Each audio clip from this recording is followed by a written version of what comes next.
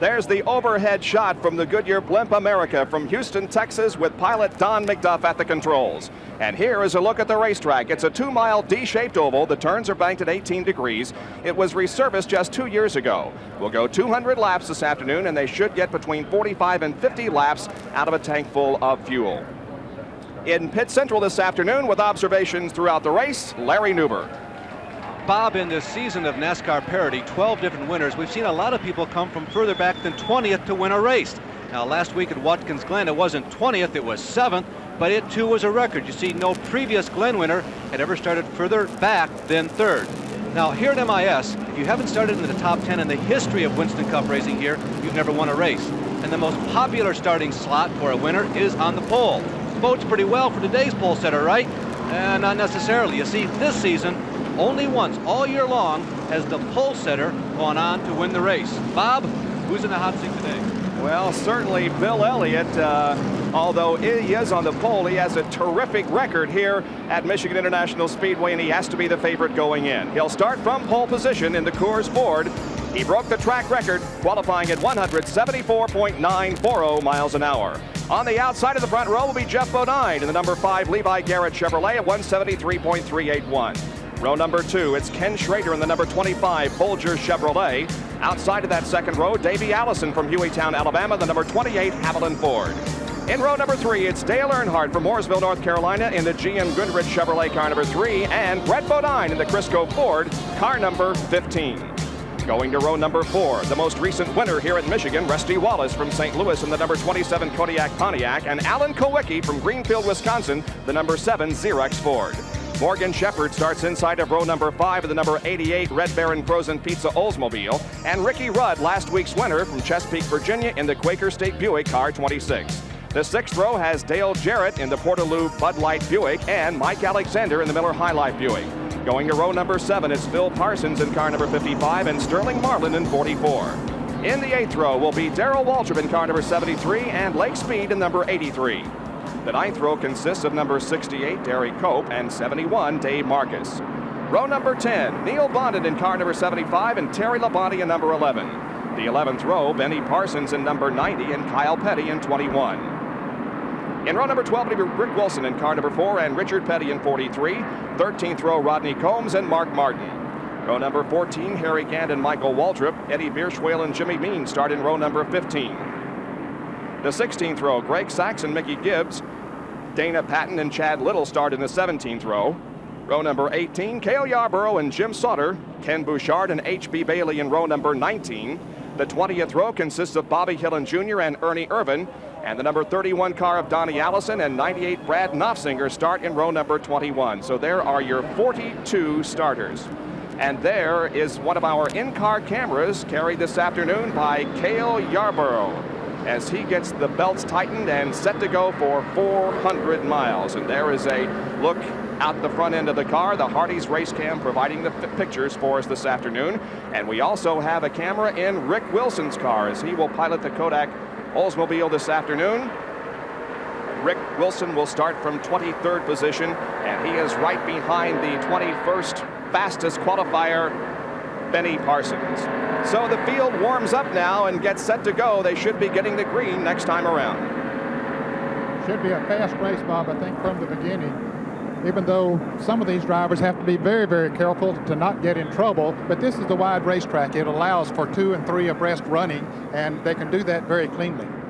Well, you know, guys, it looks like Bill Elliott is going to be a rabbit. I was talking to Ernie, and I was talking to the other people on his crew. If he can get a jump on the start, he's going to take off. If Jeff jumps him and Jeff takes off, then Ernie said that Bill might just lay back and fall in where he may. So it's going to be interesting the first few laps to see who gets the jump. Bill Elliott has won the last 3 consecutive Champion Spark Plug 400s, and he has won the last 6 out of 7 races here overall. So Bill Elliott certainly a favorite going in. As we indicated, he shattered the track record at 174.9 yesterday in qualifying. Field begins to pick up a little bit of momentum now. They're in turn number 3, being led on the 18-degree banking by the pace car. It should be ducking off the track and into the pit area here in just a couple of moments, and will be set to go for 400 miles. Two important factors here, Bob. One, of course, horsepower, as is the case on most racetracks, but 2 miles, the length of this racetrack. Horsepower is very important, but the handling characteristics of the car certainly come into play. Here we go. Bill Elliott and Jeff Bodine in row number 1. Behind them, Ken Schrader and Davey Allison. The crowd is on its feet, waving and cheering. The green is out, and we're underway in the champion Spark Plug 400.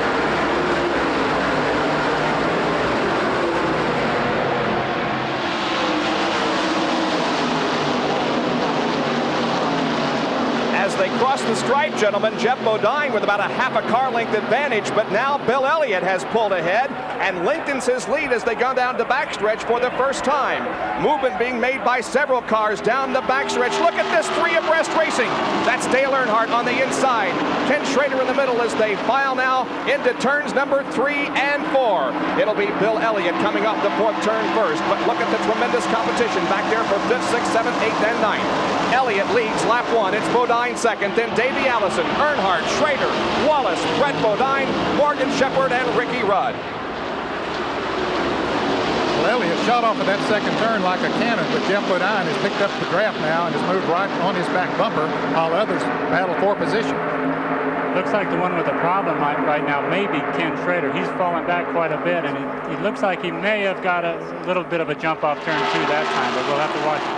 Ken Schrader has dropped back to 5th position as Earnhardt is now moved to 4th. There is the number 25 car driven by Ken Schrader, and right behind him is Rusty Wallace, the current points leader in Winston Cup competition. Bill Elliott turned that first lap at 41.84 seconds, and that was coming up to speed. Now his qualifying speed in seconds was 41.15 seconds. So that first lap at 172 miles an hour compared with 174 his qualifying. There is Richard Petty right ahead of the Kodak car driven by Rick Wilson, and there is Phil Parsons right beside of Rick as they go down the backstretch. You can see Rick Wilson already has a crack in his windshield. Something must have flown up off the racetrack and cracked the windshield. Phil Parsons races right alongside of Rick Wilson, now headed to turn number 3.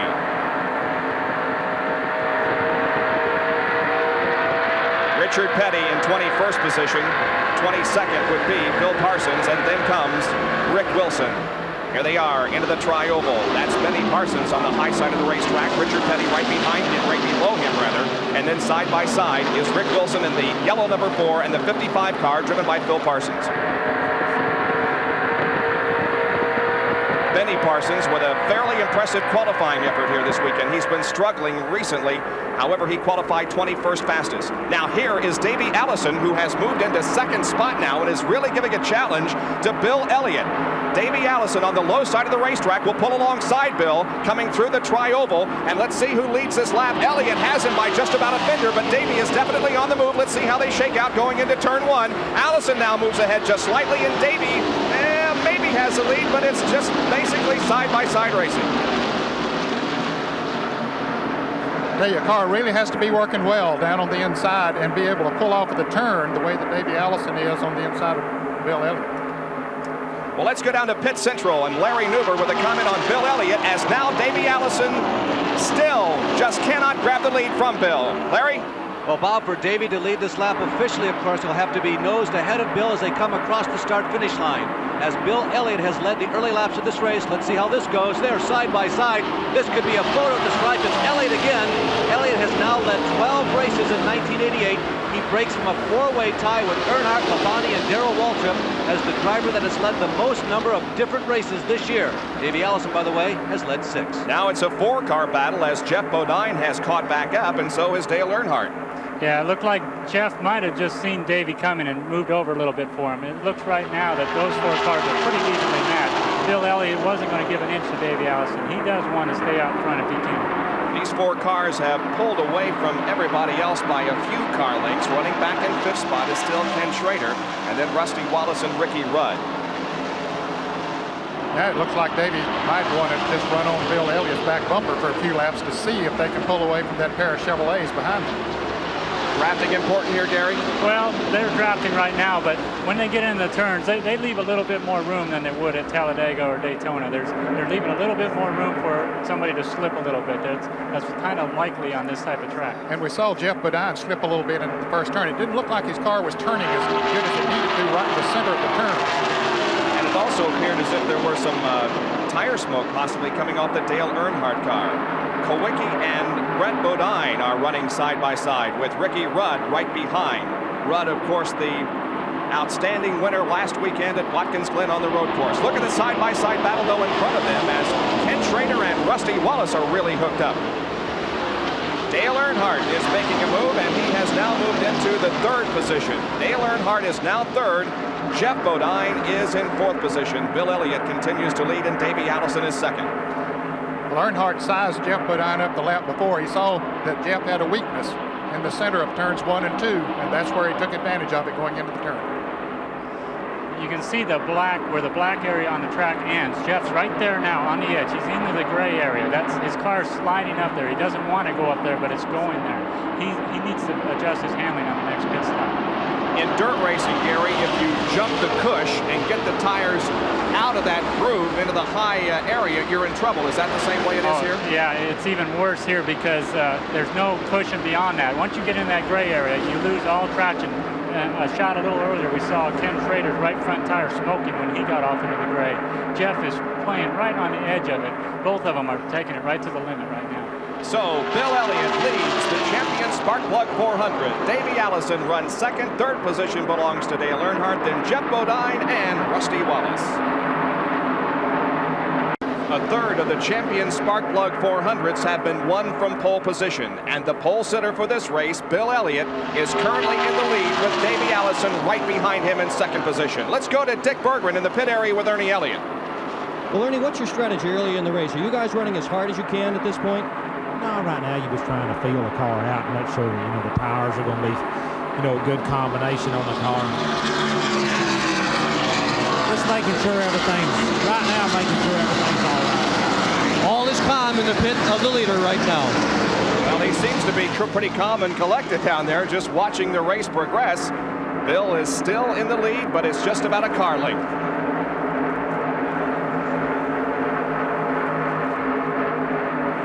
We don't anticipate the same type of tire phenomenon that we had last week at Watkins Glen, but as you see that tire smoke rolling out from underneath the lead cars, begin to think about it. Well, just a couple of facts here.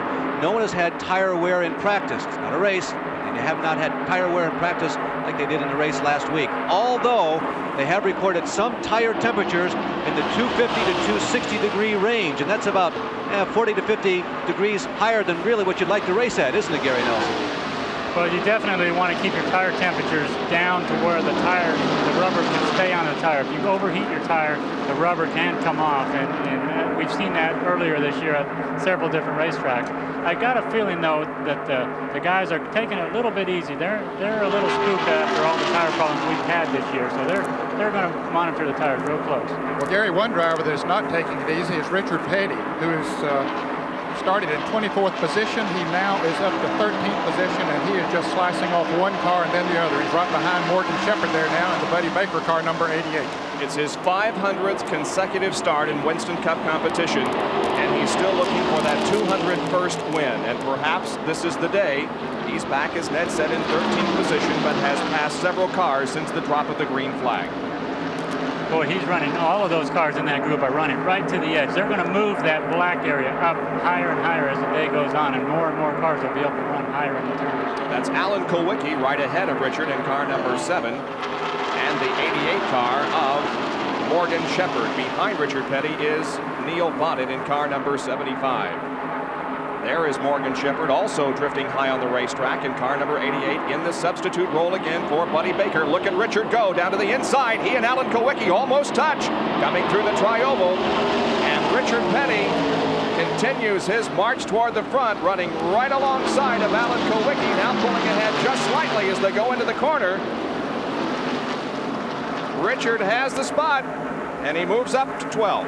His car is really working down on the inside. He can just drive by, as we have seen him go past several cars. Of course, when he gets on the straightaway and they start bursting that wide area of wind, Has to slow him down a little bit, but look, when he goes into the corner, he just drives it on down in there. Indeed he does. He has the position now taken away from Alan Kulwicki. Here, meanwhile, is Davey Allison challenging Bill Elliott for the lead, and Davey Allison has the lead. As they cross the stripe, he was about a half a car length ahead of Bill Elliott. So that will count as an official lead change, but Bill Elliott stands on the gas, and as they go into the corner, he has the lead back, at least momentarily. What do you think about Ernie Elliott's comments about, well, we're just kind of feeling the car out right now, see where it is? How'd you like to play poker with Ernie Elliott? Average speed of the race so far, 169.81 miles an hour. We're 15 laps into the go and no cautions to this point. We might mention, we were talking about the tire situation. Both companies are here, Hoosier and Goodyear both, unlike last weekend when Hoosier failed the hoop test and had to withdraw. Now Hoosier and Goodyear both in full force here this weekend. I think there was only one car that started on Hoosiers here today, and that was Derek Cope. Of course, they had to start the race on the tires they qualified, and Derek Cope did qualify on the Hoosier tires. Let's go down to the pit area quickly. Well, you heard from Ernie Elliott a minute ago. He's the crew chief for Bill Elliott. This is Tony Price, the crew chief for Davey Allison. And Tony, is Davey trying to test Bill a little bit, or is he just going to try to push him a little bit early on? No, we don't plan on pushing anyone early on or our race car. We talked early before the race, and we decided to run the race car at a pace that the race car was comfortable at running. And then wait till the end of the race and then really push the car. But right now, if the car was comfortable, we were just going to run it. If we can run out front, well, we'll do that. A couple of shrewd poker players out here, Tony Price and Ernie Elliott. Neither one of their drivers are pushing the car, supposedly. A couple of Fords are out front. Elliott in number 9 and Davey Allison in number 28.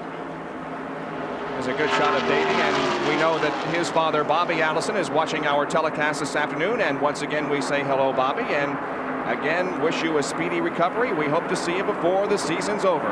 Here's Davey bidding again for the lead as they come off the fourth turn onto the tri-oval. This seems to be the place where Davey can gain the momentum. He is strong coming off of the turn. He gets a good jump as they come off of the turn. His car's working well down on the inside, and so that gives him some momentum down the straightaway. But Elliott drives a little bit deeper into turn 1, and that gives him the advantage again. But here comes Davey again down on the inside as they head off of the turn. Dale Earnhardt continues to run in 3rd position as we keep a close eye on this battle up front. Rusty Wallace is 4th, Jeff Bodine 5th, then Ken Schrader, Ricky Rudd, Sterling Marlin, Brett Bodine, Lake Speed. Then comes Morgan Shepherd, Richard Petty, Alan Kulwicki, Neil Bonnet, Mike Alexander, Terry Labonte, Kyle Petty, and Dale Jarrett. Speaking of Jeff Bodine, who started on the outside pole, he has sort of slipped back in the field, Bob. He now is, Richard Petty has moved ahead up, and he's dropping to the 13th position now as he goes into turn 1. So his car, as we saw earlier, is simply not working in the turns. We see a car down on the inside of the track going out of the pits. That was Greg Sachs, car number 50. Let's go to the pits and Jerry Punch. Well, Dan, we're standing with the crew chief, Waddell Wilson, for Jeff Bodine. And Waddell, Jeffrey's dropping back a little bit. Is there a problem with the car? Well, the car right now is pushing real bad, and this is the tires naturally we qualified on, and they give us a problem qualifying, so I'm hoping, we can get the tires off pretty quick because they're not doing what they're supposed to be doing. And Ned, you pegged it a little bit ago when you said Bodine's car was not turning in the corners. That's what pushing means. The car just will not turn, losing a lot of valuable time here in the corners. Yeah, as Waddell was saying, the car, when Jeff goes into the corner, heads up beyond that black area. Well, now he's just had to slow down to keep it from sliding too much. I'm sure he's thinking about that right front tire getting overheated, and he just let the car come back into the pack a little bit and try and save that tire until he can get them off. Look at this pack of cars. It's Schrader, Ricky Rudd, Richard Petty is in there. He's on the high side of the racetrack. Drives right by him. Yeah. Just like if they were about to make a pit stop. Petty just went in on the outside and drove right past him. And once again, coming off of corner number 4, Davey Allison inches his way ahead of Bill Elliott and crosses the line in the lead. Into turn number 1 now, and Davey Allison still has the advantage. These cars appear equally prepared, at least at this stage of the race. And the crew chiefs say the same things when we interview them, that they're just feeling their cars out at the moment. So, Dale Earnhardt, with these guys racing side by side, isn't really gaining on them like you would think. So they're running awful fast laps to be racing that close. From overhead, there is a view of the first three, and there's a separation between Davey Allison in second and Dale Earnhardt, who is certainly well within striking distance, but at the moment not making a bid for the lead. We're live at Michigan International Speedway for the Champion Sparkplug 400. 24 laps are completed of 200 in the Champion Sparkplug 400. We're glad you could be with us on this beautiful Sunday afternoon here in the Irish Hills of southern Michigan. Bill Elliott and Davey Allison have been swapping the lead for the last several laps, and Bill Elliott now has the advantage as we go to pit central. Well, Bob, you know, those of you up top were mentioning that only one car had begun this race on Hoosier tires. Well, I counted 13 teams that had Hoosiers mounted and lying on the ground in the pit, so at least 13 teams are ready to make the switch if they have to. There were a couple of teams that also had stacks that were covered with canvas. Could those have been Hoosiers? Among the teams that are ready to go to Hoosiers if they have to, nobody expects to, are the two leaders, Bill Elliott and Davey Allison. And Dick Bergen is standing by with some more details on the tire situation, this time from the Goodyear side. Well, Larry, one of the things that makes this race especially interesting is that Goodyear did change the tire on the left side since the teams were here last. In fact, a number of teams came here and tested, and the tire was changed after that. So a lot of teams in the garage area are really scratching, trying to figure out what they should have done to set up for this race, and some of them got caught short. One of the teams that tested was Ernie Elliott. He said, gee, maybe testing isn't even worth it anymore. They're changing tires so fast. Another fellow that was here testing was our own Gary Nelson. And Gary, I'm kind of wondering what you found out when you came here. Well, you know, Dick, we tested for Goodyear up here with my little research and development car. Dave Marcus was the driver. We tested the tires before the June race here at Michigan, and the Goodyears were the strongest tires, and they won the race. And after that race, they thought they could have improved the left side tire. So we came back and we tried a lot of different left side tires. So this is really the same right side tire that they raced here in June with a little bit softer left side tire. So they're going to watch the wear very closely. And if the wear is good, I think everybody will stay on Goodyear. From inside the Kodak Oldsmobile, driven by Rick Wilson, we see Michael Waltrip right ahead in the Country Time machine, and Benny Parsons is on the high side of the racetrack. Once again, pulling alongside Rick Wilson. That is the number 12 Miller-sponsored car, driven by Mike Alexander ahead of Benny. And there is Benny on the high side of Rick Wilson. A spider web type crack in the windshield there. Usually that type of a crack doesn't get too bad on a track with speeds at you know, in the 170 mile an hour range that they're running. But you need to keep your eye on that. If it starts to feather out, you need to change the windshield. Some terrific dicing going on here. Alexander now is on the low side of Rick Wilson. Unable to see him as he's to the left of Rick. We can very clearly see Benny Parsons, who's up high on the racetrack, now moves the car down into the middle of the racetrack. And there is Darrell Waltrip on the inside. I've seen him make that move 3 or 4 times today, Bob, and coming up on a couple of other cars, gets down to the inside, picks up your draft, and moves right past him. Of course, sometimes it passes him back as they go into the first turn. And still that tremendous battle for the lead continues with Davey Allison and Bill Elliott racing side by side with each other. First one will have the lead and then the other. And there is Dale Earnhardt sitting back in third.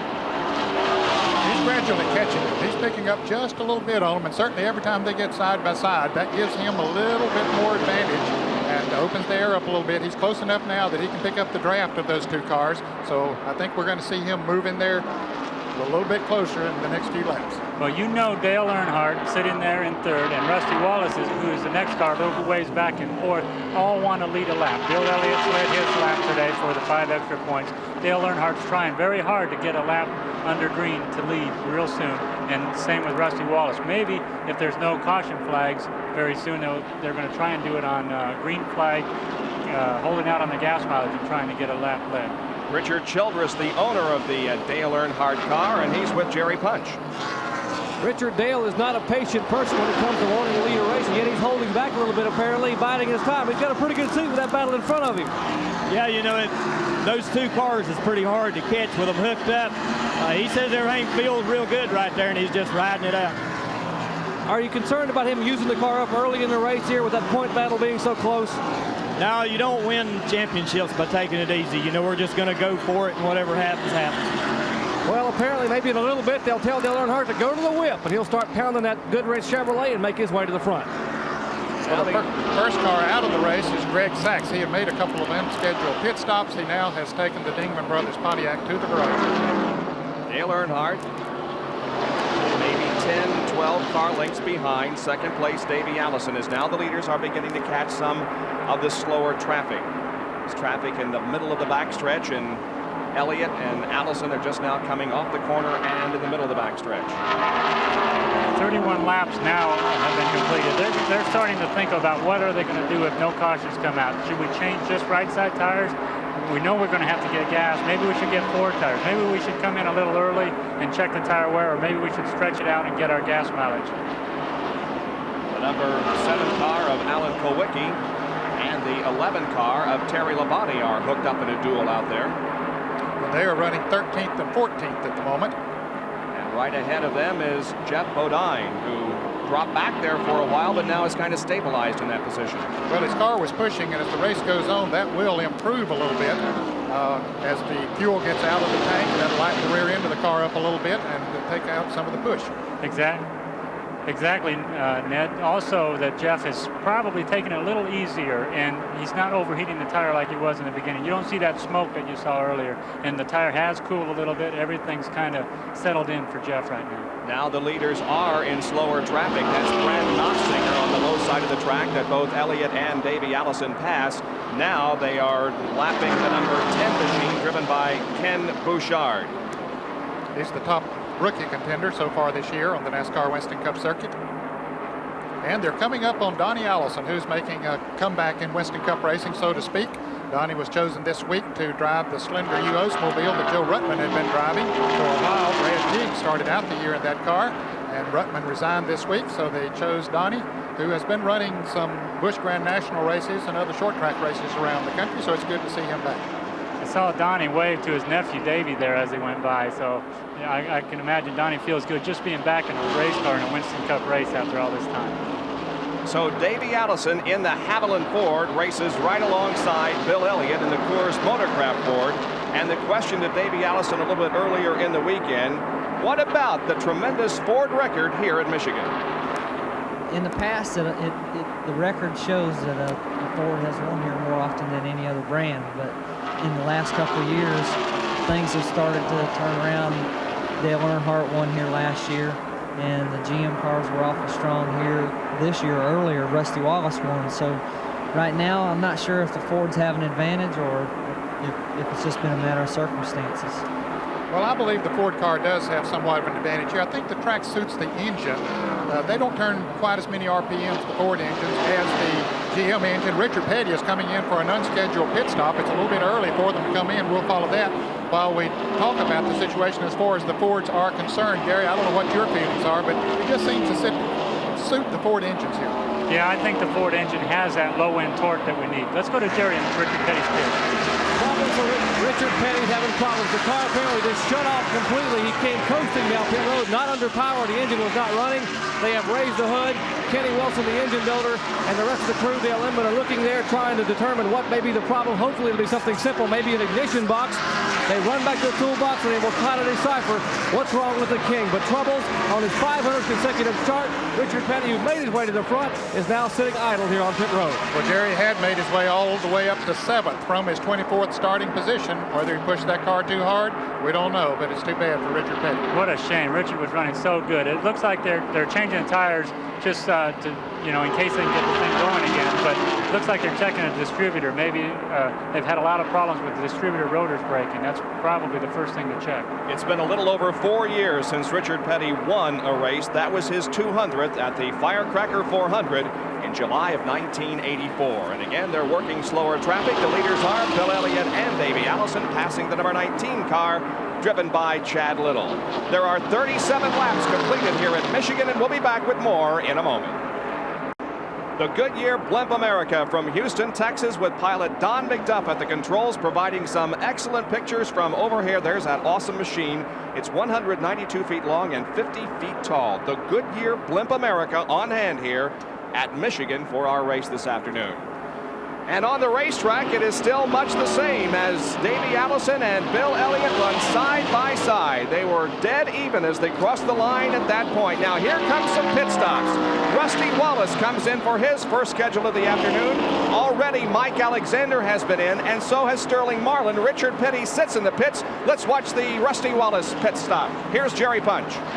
Rusty Wallace, Kodiak Pontiac on the jack, right side tire, Jimmy Maycar, Barry Dotson, John Dotson in the crew, and a major chassis adjustment. They're really jacking weight in the right rear of the car. Off the jacks, down and away, 13.8 seconds. Good pit stop for the Kodiak crew. What about that weight adjustment, Gary? They did a lot, it looked like. Yeah, that was a major change for a car that's running in, fourth position when he came in the pit. So you know that Rusty feels that there's more to be gained with this car. They're going to make a major change on it this first stop, and then they'll find out and make decisions later on what to do more. But with that quick pit stop, he remained in the lead lap. You can do that here at Michigan, where it takes about 42 seconds in race conditions to run a lap around here. And if you get in and out of the pits good, make a pit stop like that, then you can do so without losing a lap. Here's Jeff Bodine coming in for a pit stop. We'll see all of them coming in within the next 10 laps. We're on lap number 41. Bodine slides to a stop, and the crew goes to work on the machine. Also in is Bobby Hillen Jr.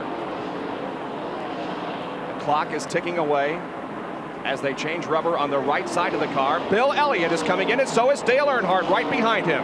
Let's watch the Elliott crew go to work on the Coors Ford. Stopping right on the money. Let's go to Dick Berggren, who's right there. Bob, they're going to do the same thing everybody else has done up and down pit road so far, and that is a two-tire change. Oh no, they're going to change 4 tires on Elliott's car under the green. They are going to change the left side tire. Most everybody else has just done 2. Earnhardt is up pit road. Elliott left side up in the air, and there goes Elliott with a 4-tire change. Well, it was a good stop, Larry. He did it in a little less than 24 seconds. That's not bad for changing 4 tires. Earnhardt only took on 2 tires, so he's been out for some 10 seconds. Davey Allison coming into the pits now. He, of course, had taken over the lead when Bill Elliott came in. Here is Davey in the Hamilton Ford. Jerry Punch. Davey Allison brings the Hamilton Ford to a halt, and Tony Price and the rest of the crew begin to go to work on the car. The Harry Renier on machine, running up front, and young Allison trying to get a win. The first of the year, right side tires already on. As Robert Yates, the team engine builder, handles the jack. They're getting ready to get it completely full of gas. Now down goes the jack. Allison fires away. 15.3 seconds. Davey Allison building up speed going back out. Others that are in the pits, Phil Parsons, like speed has been in, so has Brett Bodine, and Richard Petty is moving back out onto the racetrack as we see now the leader, Ricky Rudd, who has not made a pit stop.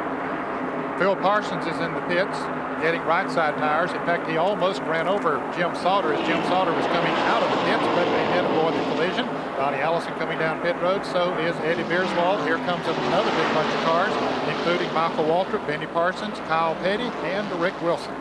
But Ricky Rudd is going to need a pit stop here in just a few laps, maybe this time around.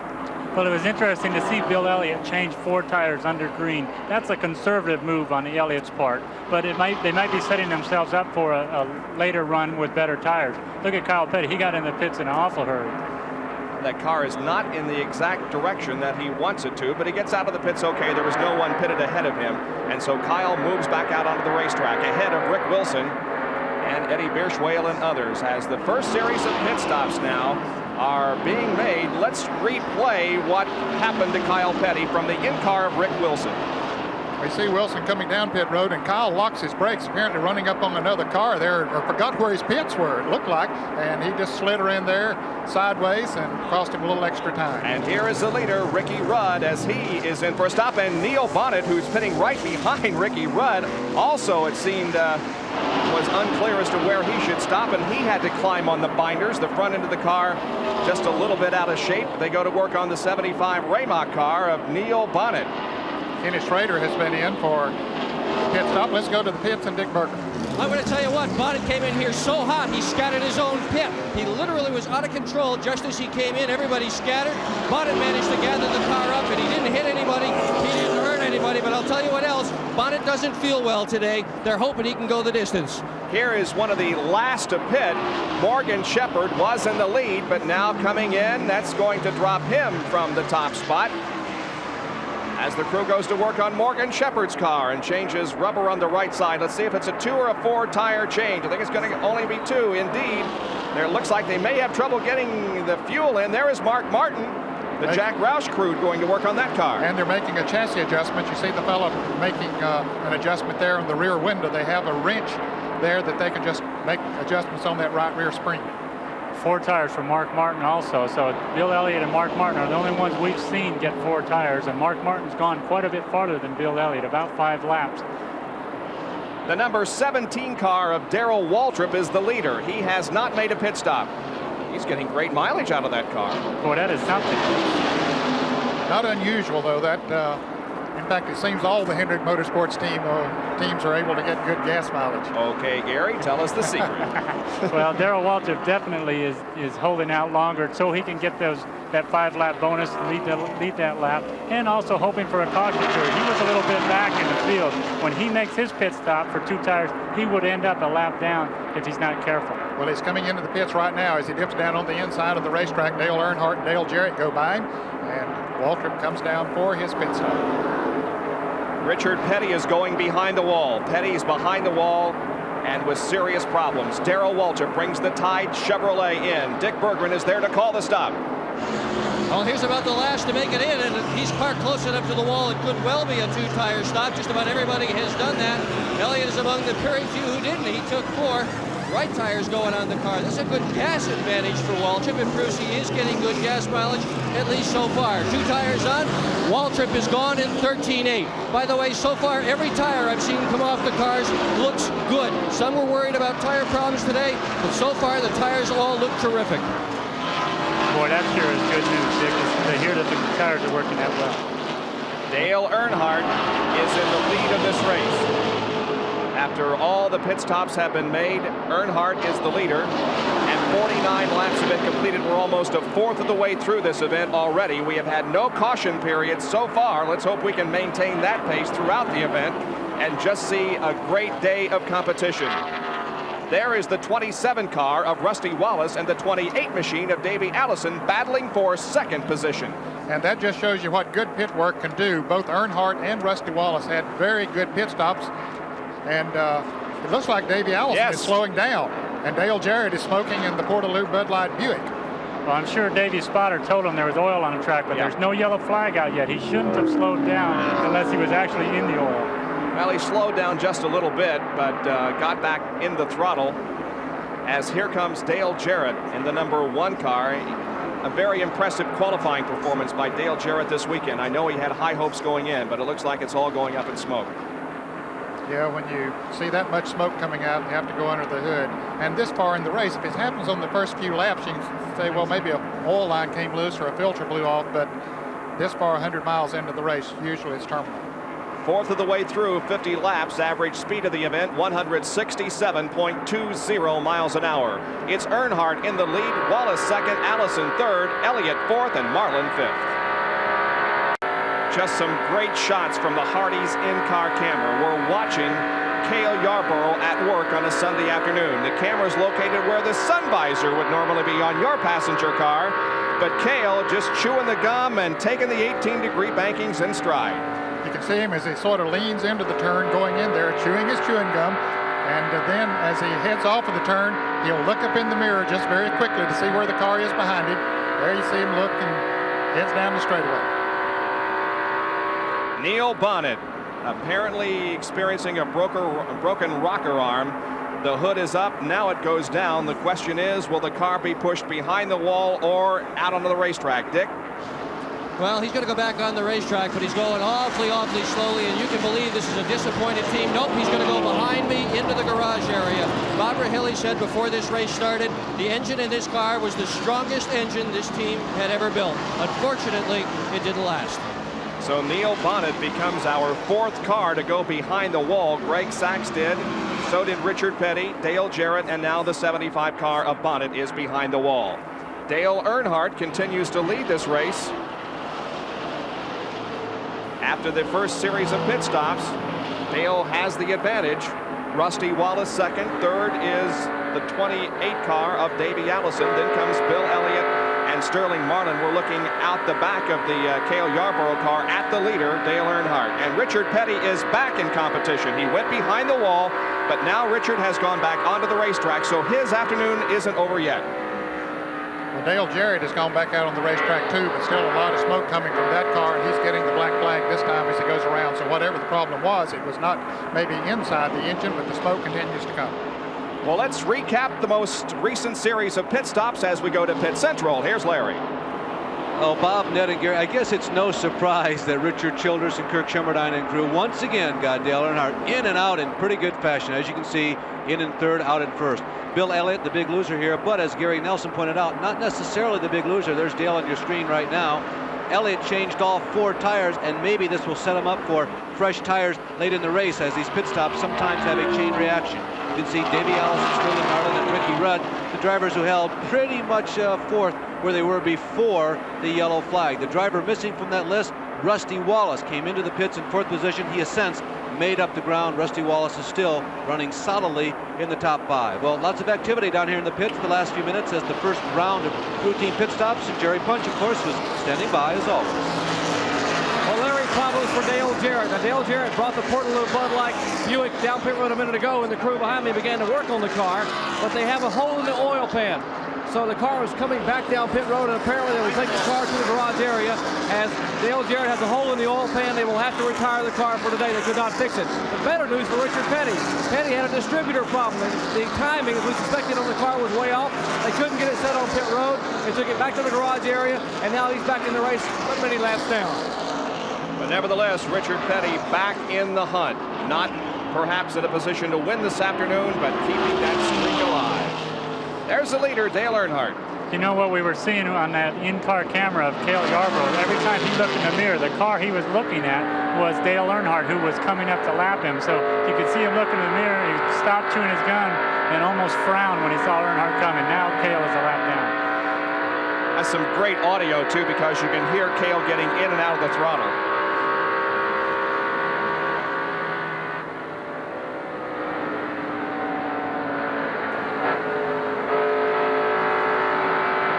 That is good stuff. You can hear exactly when he is on and off the throttle. It's almost quiet when he's on. Yeah. Yeah, when he gets to the turn like that, he lets all the way off the throttle. In qualifying, a lot of the guys were just breathing the throttle maybe halfway off. Now, Ned, we talked about this earlier before the program began. Indy cars run here flat out. I mean, they put the pedal to the metal and go.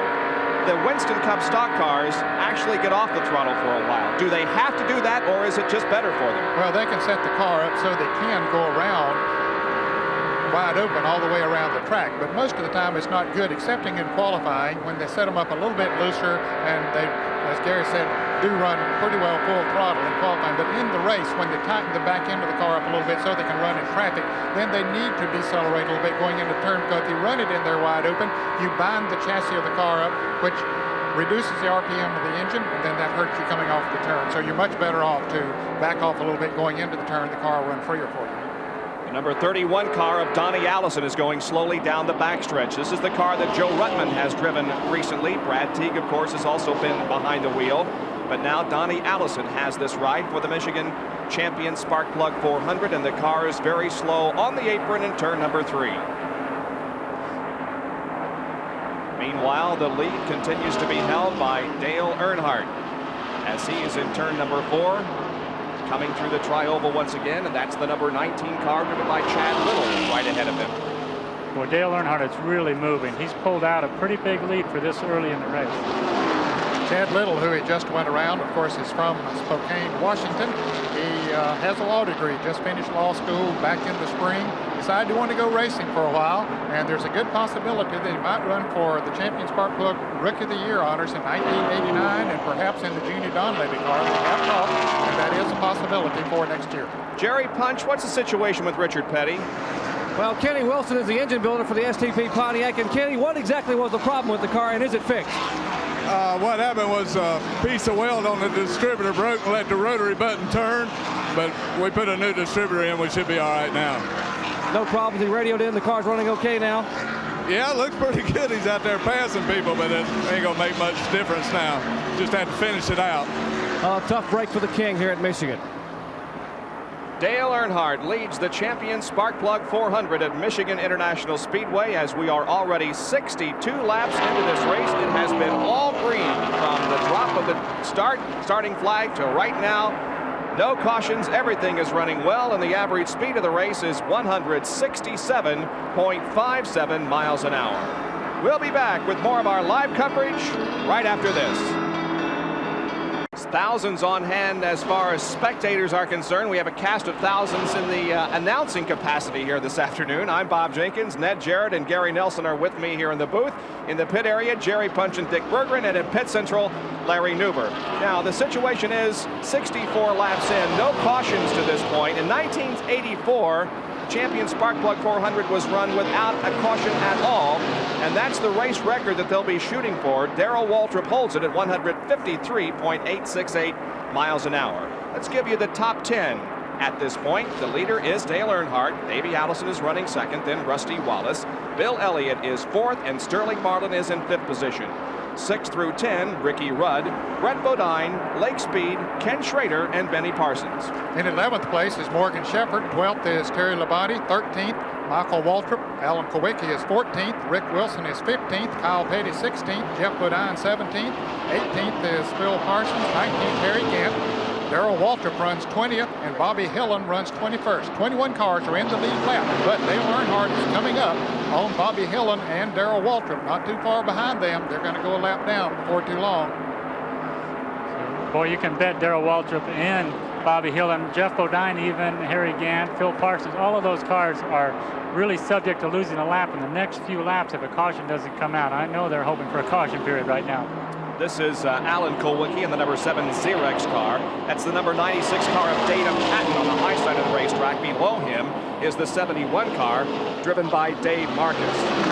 Then we have the 31 car of Donnie Allison, and this car, Rick Wilson, the Kodak Oldsmobile in car.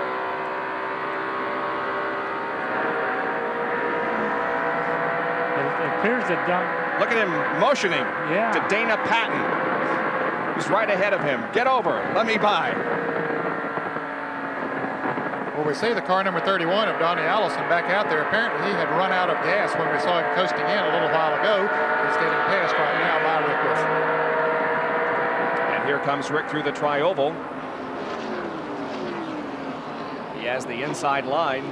Dana Patton, the red and white car. Number 96. But you know these drivers are thinking this race could go with no cautions. If that happens, any half a second or any fraction of a second that you lose on the racetrack is going to cost you in finishing positions later. So Rick Wilson is getting awful anxious trying to get around Davey Allison. Well, Dale Earnhardt has just gone around Darrell Waltrip and put him a lap down. That leaves 20 cars in the lead lap, and he's moving right up on the car of Bobby Hillen. There's the leader, Dale Earnhardt. He goes around. Bobby Hillen puts him a lap down, so that now leaves 19 cars in the lead lap. Harry Gant is the next car that would be on the lead lap. He's about 3 seconds ahead of Earnhardt. I measured the time. Dale Earnhardt is exactly 12 seconds ahead of Bill Elliott, and that's about the difference in their pit stops from 4 tires and 2 tires. So Dale Earnhardt isn't losing any ground to Bill Elliott with the older left side tires. Bill Elliott having 4 fresh tires didn't make up the difference that he lost on the pit stop. Let's go back and check on a battle for 5th position. It involves Sterling Marlin in car number 44 and Ricky Rudd in car number 26. Both of those cars running very well. Both of them had good pit stops. Marlin came in a little bit earlier than most of the others, but Rudd now giving a fit for that number 5 position. Well, Rudd, of course, last weekend pulled off the victory, beating Rusty Wallace by inches, registering his first Winston Cup win of 1988 in the Kenny Bernstein owned car. You can see Richard Petty right ahead of them. He's having no problem holding his own, staying ahead of them. The car's running well now, but unfortunately he's many laps down. You know, that rotor button that they broke is something that a lot of teams have been having problems with lately. I think the quality of the material has gone down. It's a stock part that you can go down to your automotive parts store and buy, and it's something that a lot of people are looking at trying to make a better one, improve it, because it is such a fragile piece of, it's really plastic that's in there that when it takes one little jar, it breaks and it throws the timing off, and it's a 10-minute pit stop to fix it. I was going to say, it obviously doesn't take long to fix because Richard is only back in the garage area for 10 minutes or so. Yeah.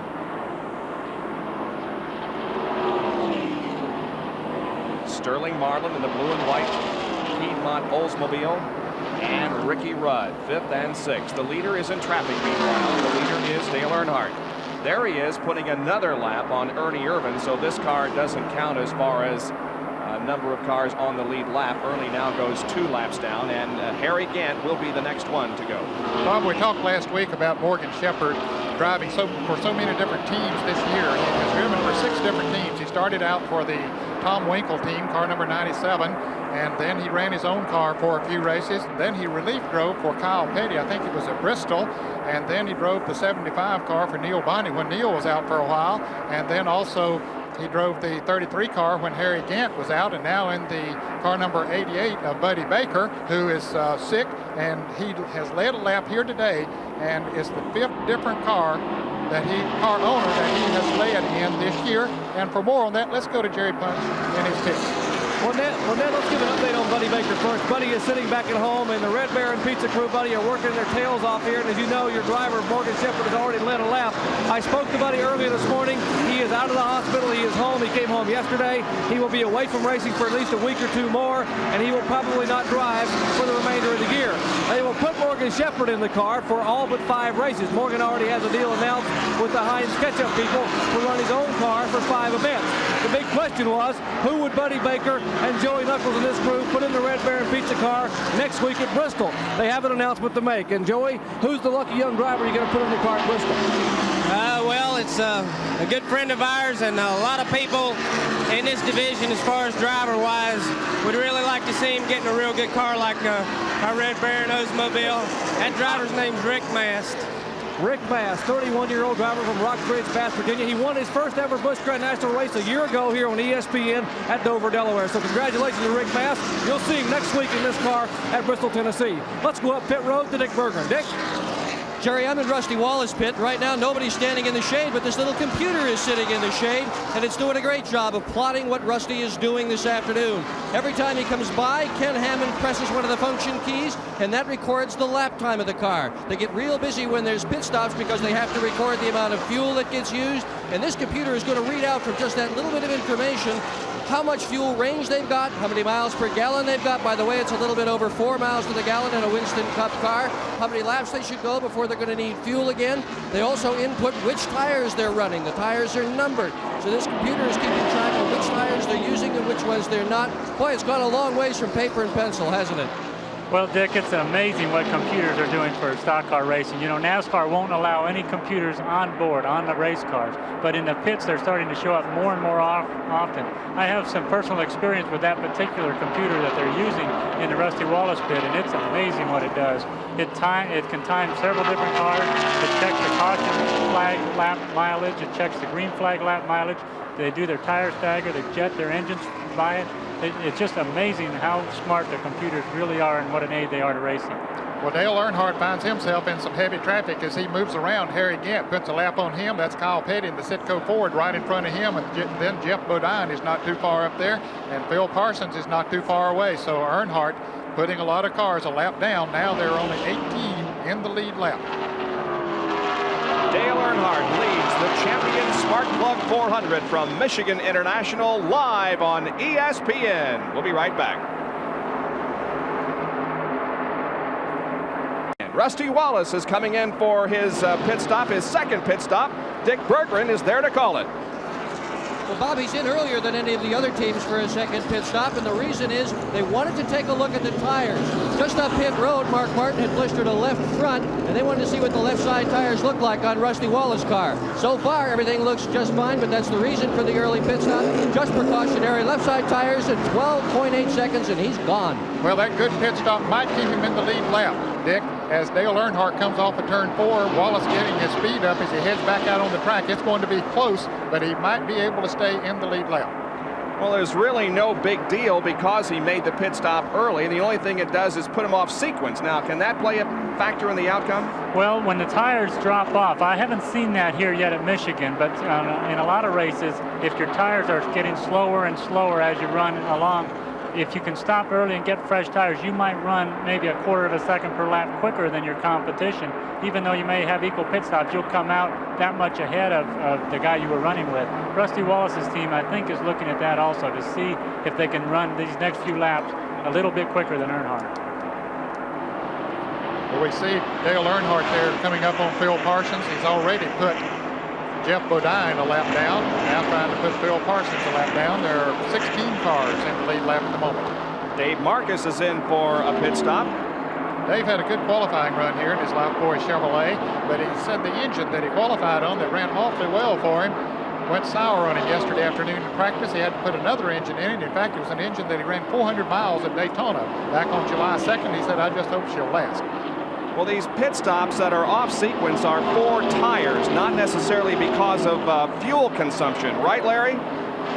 Yeah, Bob, that's right. And, you know, Gary was talking about the computer that they use to determine fuel consumption. We put our own computer to work down here, our brains. You're looking at the gas station here. After every round of pit stops, all the crews come back here and fill up their fuel cans that they've used to dump into the race car. Now, that might give you an indication of what the fuel mileage is. Depending on how much fuel they put in their cans, you can tell how much they use, therefore, in the car. Now, you might be interested to know that the worst mileage of all the front runners during the last set of pit stops was turned in by Rusty Wallace, who turned in less than 4 miles a gallon, while Ricky Rudd delivered 5 miles a gallon. That was the best of all the leaders. Well, Larry, that's a perfect indication of what we were talking about at the top of the show.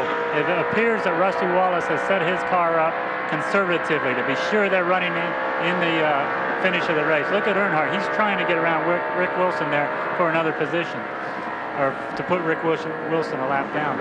But you know, Rusty Wallace's team is really chasing this points title. They've set up their carburetor a little rich, burns a little more fuel. They have to stop a little earlier, but there's a lot more insurance on the engine running longer. Rusty has also told me that here in June he did not get too good a gas mileage, and he said that his car sticks so well in the turns that he is on the accelerator more than a lot of other drivers, and that cuts down on his fuel mileage. So he's bragging on his chassis people, I guess.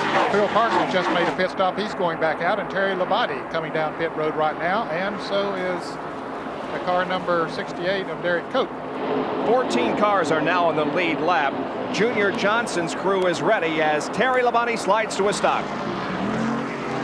So, looks pretty routine. Left sides, they got right sides the time before. Bill Elliott's, it's going to be very interesting to see what tires Bill Elliott changes. I would bet they only change rights on Bill Elliott's car. I would guess that would be the case, because if all 4 tires didn't seem to help him that much, he's running good. That was a 17.5-second pit stop for Terry Labonte, but it didn't seem that it picked him up that much on the racetrack. Mike Alexander coming in as Bobby Hillin goes out of the pits. So second round pit stop, green flag, pit stops coming up.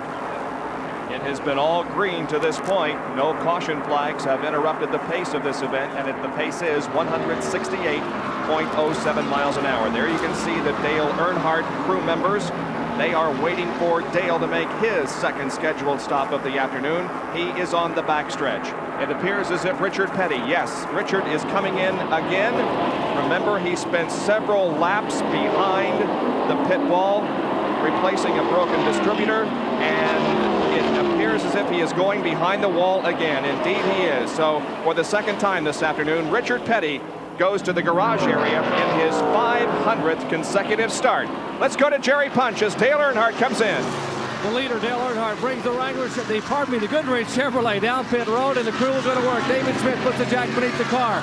Kirk Shelburne, the crew chief, has the right front tire already off. And they've already changed right side tires on their one previous pit stop. That was 42 laps ago. Davey Allison is also in. Allison's crew getting left side tires on the Hamilton Ford. And now the Goodrich car will get left side tires as well. Davey Allison on the bottom of the screen, the Earnhardt car on the top of the screen. Allison's car down the way with only 2 left side tires. Earnhardt's car now down the way with 4 fresh tires. So Davey makes up a position as he gets in and out of the pits just a little bit quicker than Dale Earnhardt. But Earnhardt didn't lose a great deal by changing 4 tires. That was a very good 4-tire pit stop that he made there. And there now is the leader, Bill Elliott, who goes into the top spot. And here comes Elliott for his stop. Okay, here's what we've been wanting to see. What is Bill Elliott's crew going to do? They've had 4 tires on the first stop. They can change right sides here and take off, and they should be even with Dale Earnhardt. They should be able to pull out from this pit stop if they only change rights and be even with Earnhardt. Let's see if they decide to go for lefts. That would be a very conservative move at this point. Yeah, I believe they'll only change the right side, Gary. I agree with you on that, and that indeed is all they're doing, and that was a good pit stop, 14 and 16 seconds. That should put him back even on the racetrack with Dale Earnhardt, or very close to him. We'll see how things shake out here. Sterling Marlin pulls out of the pits. He's completed his second stop. Brett Bodine is in, so is Benny Parsons. Both of those drivers having good runs, running in the top 10 when they came into the pits. Bodine gets his service and beats Benny Parsons out of the pits by just a bit. He came in a little bit ahead of Benny. Elliott building up momentum going down the backstretch, setting sail for the leader of this race. There is Ricky Rudd. He is the leader, but he has not made his second pit stop. These pit stops occurring on lap number 87. We're now on lap number 88. So Rudd will go beyond lap 88 before he comes in. Well, Bill Elliott's going to be about 4 or 5 seconds behind Dale Earnhardt now that they've gotten their speed up. And speaking of speed, Lake Speed has just made his pit stop. Left side tires. Kyle Petty's in the pits. Here comes Mark Martin. And here comes Ricky Rudd. Rudd slowing down, diving low on the 4th turn banking and entering the pit area. As the Larry McReynolds-led team goes to work on his car, Kyle Petty pulling out right ahead of Ricky, and here's Rudd for his stop there on the left side. Let's go to Jerry. Well, 29-year-old Larry McReynolds and the Quaker State team of Kenny Bernstein changing left side tires on Ricky Rudd's car. And they look at the right side tires to make sure everything's okay, but it'll only be a left side tire change. The car down off the jacks, full of fuel. He's down and away. 13 and 2/10 seconds. Rudd out of the pits. And now, with 89 laps to go, just about everyone has made his second series of pit stops, and we'll be back right after this. We are back live at Michigan International Speedway for the Champion Sparkplug 400 Winston Cup race. And at the moment, the scoreboard is showing the number 88 car of Morgan Shepherd in the lead, and the 25 car of Ken Schrader in second, but neither has pitted. No, they'll be coming in before too long, but this is the second time today that Morgan Shepherd has led in Buddy Baker's Red Baron Pizza Oldsmobile.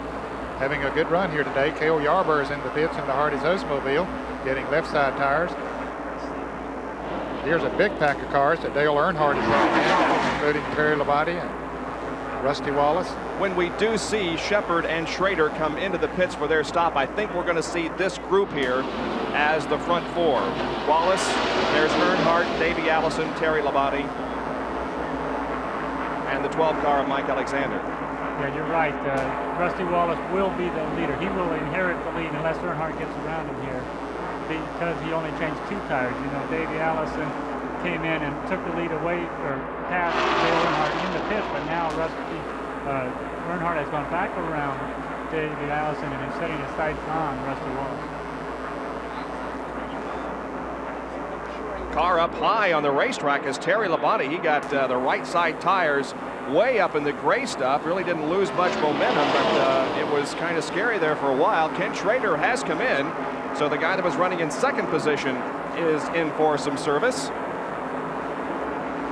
And let's go to Jerry Punch. Kenny Schrader brings the car that he won with at Talladega on pit road here at Michigan. They will change left side tires in the Folger Chevrolet. Pretty good pit stop down and away. 14 seconds flat for Kenny Schrader.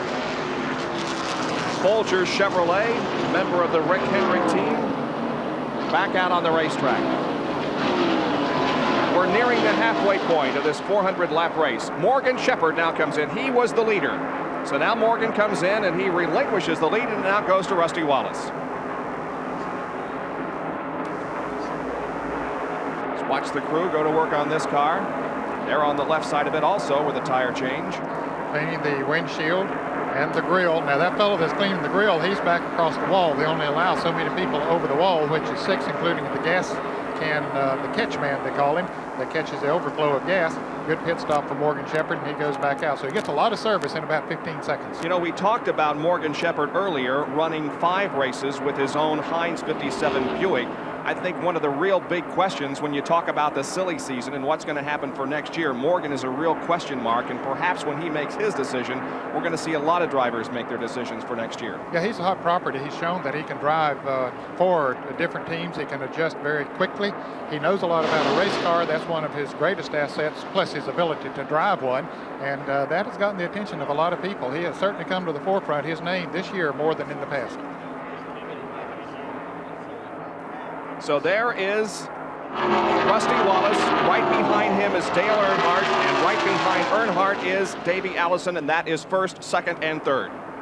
Of course, Earnhardt had a pretty good lead when he made his pit stop, but he took on 4 tires. The other 2 only took on 2 tires, so that put them right back together. As Gary Nelson pointed out earlier, that should put them together. Bill Elliott had made a 4-tire change on his first pit stop, but he didn't quite come out with them. Here's Earnhardt making a bid for the lead. Pontiac, Chevy, and Ford. Earnhart does make a bid for the lead, looking to the inside, but cannot make the pass, falling back into second spot. You can almost see Rusty Wallace pull away right there coming off the corner when he steps on the gas, but then Earnhardt seems to get it back as they get down the straightaways. The draft helps pull Dale Earnhardt up onto the back bumper of Rusty Wallace as they go into the corner, but he sure does have some acceleration coming off. There's one car that still has not pitted. We saw Darrell Waltrip get lapped a little while ago. Well, now he hasn't pitted, so he's back in the lead lap. As a matter of fact, he's running in the 6th position. Boy, would he like to have a caution flag right now so that he can make his pit stop under caution, but he's going to have to come in before too long. But 17 cars now in the lead lap. Incredible mileage that Darrell Waltrip's getting on that car. He really had 2 good opportunities for cautions to save him from being a lap down. Here is Darrell. You saw some tire smoke coming off of Earnhardt's car. Here is Waltrip. I don't think you really answered the question that I had for you last time Darrell stayed out so long. Is there a secret? Do you guys have a secret for getting good gas mileage? Well, in Darrell's position, at this point in the season, they can afford to stick their necks out a little more than, say, a Rusty Wallace. They can go a lot leaner on the carburetor. They can turn the motor in such a way that it'll get better gas mileage, but they also have very good horsepower, so that means that they're not using it as hard. I think Darrell Waltrip's team is just more efficient overall. They're picking up all their fuel. They're confident that they can stay out there to the last drop and then come in. But we really haven't seen anybody go over 100 miles here today, and 100 miles on these cars is not unusual on a track of this sort. Now, I think the early pit stops that we have seen has not necessarily been because they were low in gas, but they wanted to check on the tire situation. Well, you're right, Ned. I think a lot of people were concerned with the tires. Now that they've kind of breathed a sigh of relief on the tires, I think they feel a lot better, and you might see some people stretch out their pit stop. In one more lap, we'll be at the halfway point. While we watch Rusty Wallace, Earnhardt, and Davey Allison first, second, and third, we'll tell you that Bobby Hillin Jr. is behind the wall out of the race. We'll be right back. Once again, from the Goodyear Blimp America, we see the action on the racetrack. Rusty Wallace in that number 27 white car is the leader, and behind him the battle for second involving Earnhardt in black and Davey Allison also in white. You know, we have in-car cameras, we have helmet cams, we have bumper cams. The Goodyear Blimp utilizes the GyroCam 360. It's a gyro-stabilized camera platform developed specifically for use on the Goodyear Blimp, and what tremendous shots it does bring us, as does these in-car cameras that we have this afternoon in Cale Yarborough's car and in Rick Wilson's, as we look out the back glass as we watch the battle for second position. That is Dale Earnhardt and Davey Allison running side by side. Rusty Wallace, of course, still the leader. And now, Bob, all 3 of the point leaders have led at least 1 lap today since Rusty Wallace. This is the first time he's led the race today. But for the fans that might be new to Winston Cup racing, each time a driver leads a Winston Cup race, they get a 5-point, not each time, but during a race, if they lead at least 1 lap, they get a 5-point bonus. So each of the drivers, Bill Elliott, Rusty Wallace, and Dale Earnhardt, who are in the thick of the battle for the Winston Cup Championship, have all gotten that 5-point bonus today. And of course, the driver who leads the most laps gets another 5 points. Let's go to Jerry Punch, who's with Bobby Hillin Jr. Bobby Hillin is still sitting in the car behind the wall. Bobby, a lot of smoke from the car. What happened? I don't really know what happened. You know, we lost a lot of oil. Something's the matter with the engine. I'm not exactly sure. You know, it's been a tough week all week, but I think we had a good day going today. Just ended a little bit short. We'll have to come back to Bristol next week. Well, Bobby's currently 10th in the Winston Cup point stand. He's going to try to stay in the car. Maybe they can fix it, but it doesn't look good. Take a look at the side of the car here. There's oil all over the side of the car. There's smoke and oil billowing from beneath this Buick on the racetrack, so it's been a long day and maybe a short day for Bobby Hillin. And it looks like Dale Earnhardt has slowed on the racetrack. The car is down on the inside. You see some of the cars that he's been lapping today moving around him. So Dale Earnhardt, the problem with the Goodwrench Chevrolet. The number 96 car of Dana Patton able to pass Dale Earnhardt, so that car is certainly not up to full song. We'll see what happens here. It is not nearly as fast as it has been all afternoon down the backstretch. Let's see if Dale Earnhardt might make a pit stop. I would guess that he's probably lost a cylinder running on 7 cylinders at this point. We don't see any smoke coming from the car, but a lot of times, Gary, a rocker arm can break, or something go wrong in the valve train, a valve spring or something like that break, and you lose the 1 cylinder, but the car will still run. Well, you're right. I've been watching the Dale Earnhardt pits, and they're not getting in any hurry. They're not running around like you would think they were trying to solve a problem. They're not even thinking about coming to pits. At least they're not stirring around much. Dale Earnhardt must have told him, look, I lost a cylinder. Oh, we have Alan Kulwicki with a big puff of smoke out of that car at the end of the backstretch. Let's see if we have our first yellow. Yes, we do. The first caution flag of the afternoon comes out just beyond the halfway point. We're on lap 105, and the yellow flag is out. Well, this could be a break for Dale Earnhardt. It will certainly keep him in the lead lap right now and give him a chance to come in and see if there is something that they can fix on that car. A tough break for Alan Kulwicki, who runs his own team, sponsored by Z-Rex and Amoco. Holds his hand out the window, and he'll head her into the garage area. Boy, you can see that a lot of these leaders have come into pits before they even took the yellow flag. You can do that here at Michigan if you are the leader or close to the lead.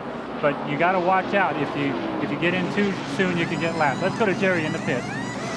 Well, Dale Earnhardt not really smiling right now as the crew servicing his Goodwrench Chevrolet. They will come around and put 4 tires, but it may all be for naught as Earnhardt has apparently lost a cylinder. They were told a minute ago he lost a valve. Bill Elliott is also on pit road getting tire changes on the Coors Ford. Well, Elliott is in. Right side tires on Bill Elliott's car. They had 4 tires on the Goodwrench Chevrolet for Dale Earnhardt. He is down and away. And Rusty Wallace is out, as is Bill Elliott. 4 tires for the lead car.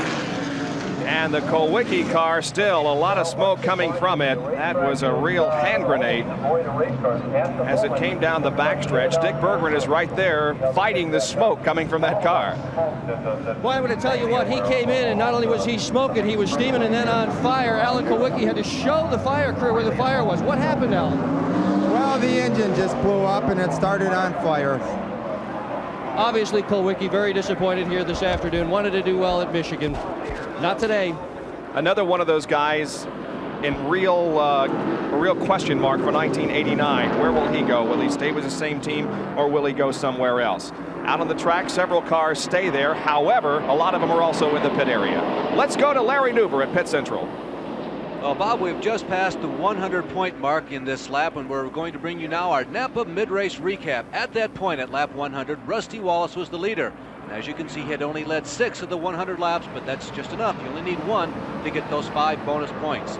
The average speed was almost 167 miles per hour because, like twice in the history of races at MIS, we had no caution flags. Now, note those pit stops on the leader, Rusty Wallace. Laps 40 and 79. The second one was just 39 laps or 78 miles. There had been no caution flags up to that point. We'd had 7 leaders who had 15 different lead changes. 42 cars had started this contest. 37 remained on track. 15 cars were on the lead lap. It was a very clean race until the attrition began to pick up, and we had this yellow flag about 105 laps in. Greg Sachs, Neil Bonnet, and Dale Jarrett, the first 3 cars out of the race. Then the King, Richard Petty, number 52, Jimmy Means, and car number 8, Bobby Hillin Jr., and add to that list the number 7 car of Alan Kulwicki. So we are past the halfway point at MIS. There'll be no race without a caution flag like happened twice here in the past at MIS. We are back at Michigan International Speedway, where we are under caution for the first time this afternoon because of a blown engine experienced by Alan Kulwicki. 108 laps have been completed. This is our first caution of the afternoon. Well, I remember a lot of races here at Michigan, and many of them very, very exciting. But one of them that I remember most was in 1982, a tremendous battle to the finish. That's our Winston Cup replay. Winston Cup replays are brought to you by Purolator, the first name in filters. For Pure Oil now and Pure Oil later, it's Purolator. A sellout crowd in 1982 here at Michigan International saw hometown favorite Bill Elliott win the pole for the champion Sparkplug 400. But early on, a crash would involve several, including Elliott and David Pearson. But others, like Richard Petty, would spin but come through the melee with no serious damage. The severe front-end damage on the Elliott T-Bird would cost him a shot at winning. Cale Yarborough led for a while, but Bobby Allison was right there, along with crash survivor Petty. The black flag for Cale's smoking car would eliminate him. Allison pitted late and lost a lap to Petty. But then Richard came in for his final pit stop, and that set up an exciting shootout to the checkered flag. Bobby Allison moves to the inside, and Richard Petty to the outside. I thought that Allison was slowing, but he was only getting out of the draft.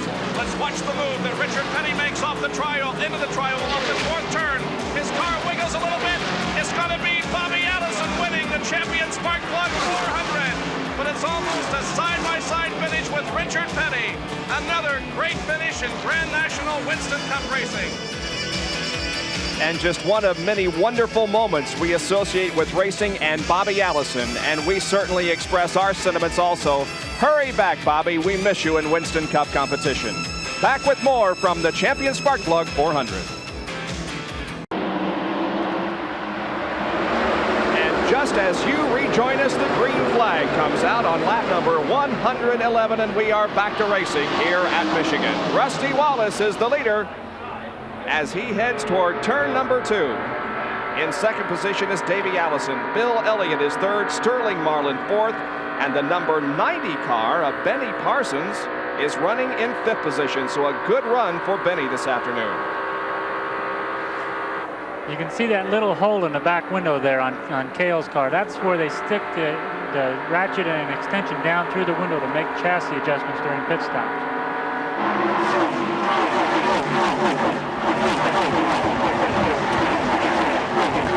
They're trying to pick up the average speed again. It slipped to 158 because of the caution period.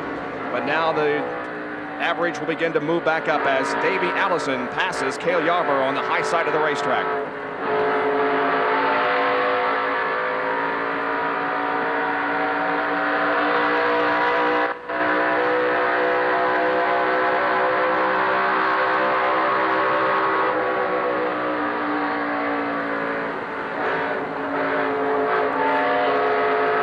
Being passed by several cars in turn 3. Of course, Cale is at least one lap down in all of those cars. He's allowing them to pass on the high side so that they can race position.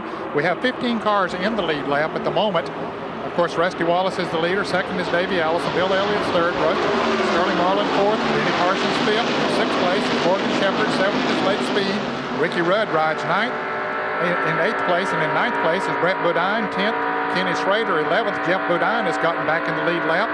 Michael Waltrip is running 12th. 13th is Rick Wilson. Kyle Petty 14th, and Dale Earnhardt is on the tail end of the lead lap, but running much slower than the other cars. He is the 15th car at the moment, and some of those cars, Bob, had been lapped. We saw them get lapped earlier, but when Earnhardt came in and took on 4 tires, made a little longer pit stop than they did, then that put them back in the lead lap. Let's go down to Jerry Punch and see what the problem is on Dale Earnhardt's car.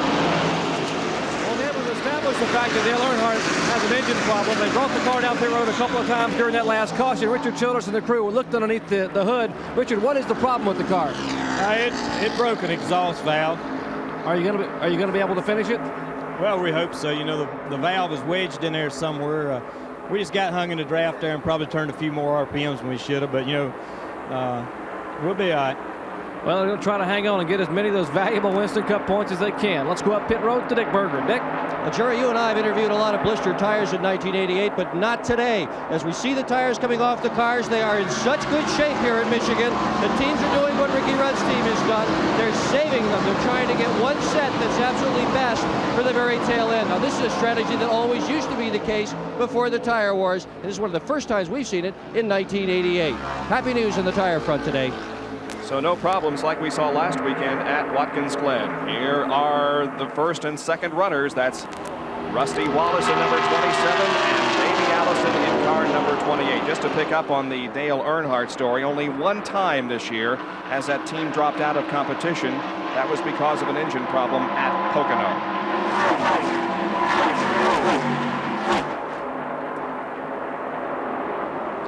You know, Richard Childress was talking about Dale Earnhardt breaking an exhaust valve. He's got to have been seeing problems with the valve train lately to be able to assess that problem without even getting into the engine. It's a miracle that the car keeps running with a broken exhaust valve. Something may have just broken just right, because usually it disintegrates the whole engine when the valve head falls off and the piston hits it, and then it just gets worse and worse from there. So if he finishes today with a broken valve, he'll be very lucky. Those running in the top 6 or 7 are very close together on the racetrack. We're zooming in now on the number 9 car of Elliott. He is 3rd. 4th is Sterling Marlin in car number 44. The 88 machine of Morgan Shepherd has moved into 5th position. So here right now is 3rd, 4th, and 5th. And look who's 6th. The Bullseye Barbecue Sauce Ford. That is Benny Parsons. And Benny has been very disappointed in himself and how his car has performed in recent races. But he was really quite strong in qualifying. He was 21st, just missed the cutoff, and now is in the 6th position as we are more than halfway through this race. So Benny Parsons is really looking fine in that Junie Donlevy prepared car. Let's go to Dick Berggren. Crew chief, I'm with his crew chief, Doug Rickard. Doug, what's going on here? You have a sore throat. Are you just cheering for Benny? Well, I had a little problem with my vocal cords, so that's why I sound this way. We're having a real good day so far. Yeah, they sure are having a good day. They had some problems getting the car ready, but they're running very strong, and everybody's happy to see it, Doug. Well, you know, we ran real good here last race, and we was very disappointed that we had an oil pump problem.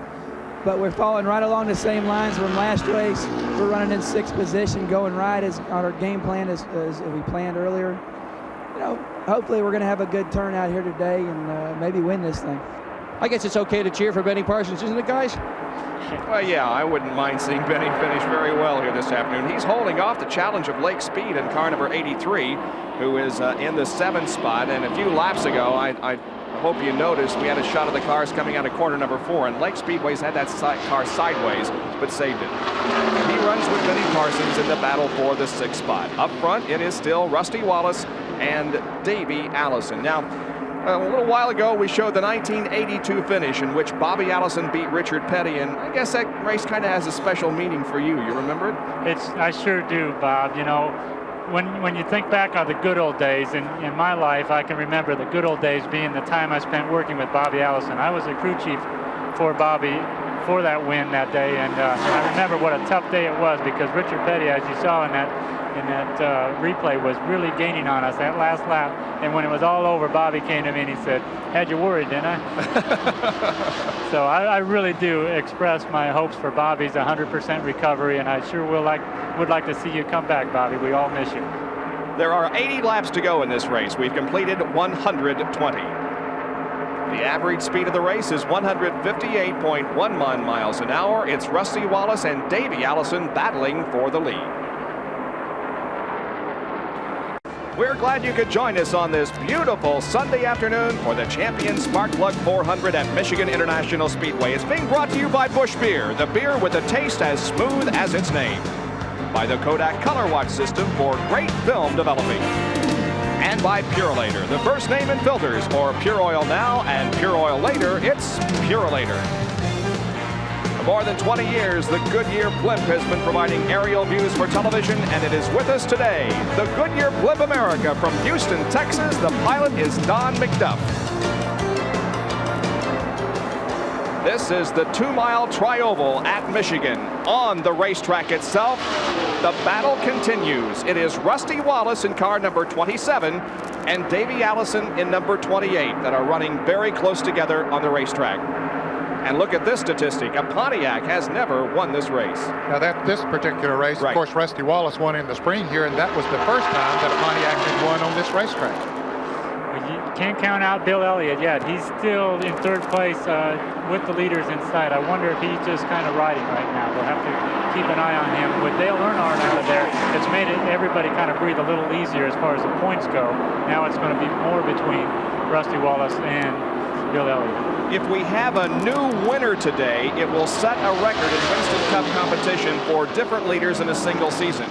One of those that hasn't won this year is the guy running second, Davey Allison. Right, Larry? Bob, that's exactly right. And on the basis of what we saw last year from Davey when he won twice, who would have thought that halfway through this season, Davey Allison, looking at you right there coming down the back chute, would not have won so far? Incidentally, non-winners in 1988 also include Benny Parsons and Morgan Shepherd, running solidly in the top 6 as we have seen. And remember, this has also been a year of multiple winners. We've had 12 different winners, and 5 of the people who have finished second place, we talked about this last week, but 5 of the second finishers of this year are also non-career winners. Alan Kawicki, Sterling Marlin, Mark Martin, Michael Waltrip, and Rick Wilson. Dick Bergman is standing by with a report out on pit road. And I'm with Robert Gates, and he's the guy that takes care of Davey Allison's car. Robert, you got some tough road ahead of you. You got to beat Allison. You got to beat Waltrip, a bunch of guys. What are you going to do? How can you get this thing in victory lane? Well, we got one more stop to make. It'll be sort of critical on fuel. Well, we'll probably just put on 2 tires and go the rest of the way.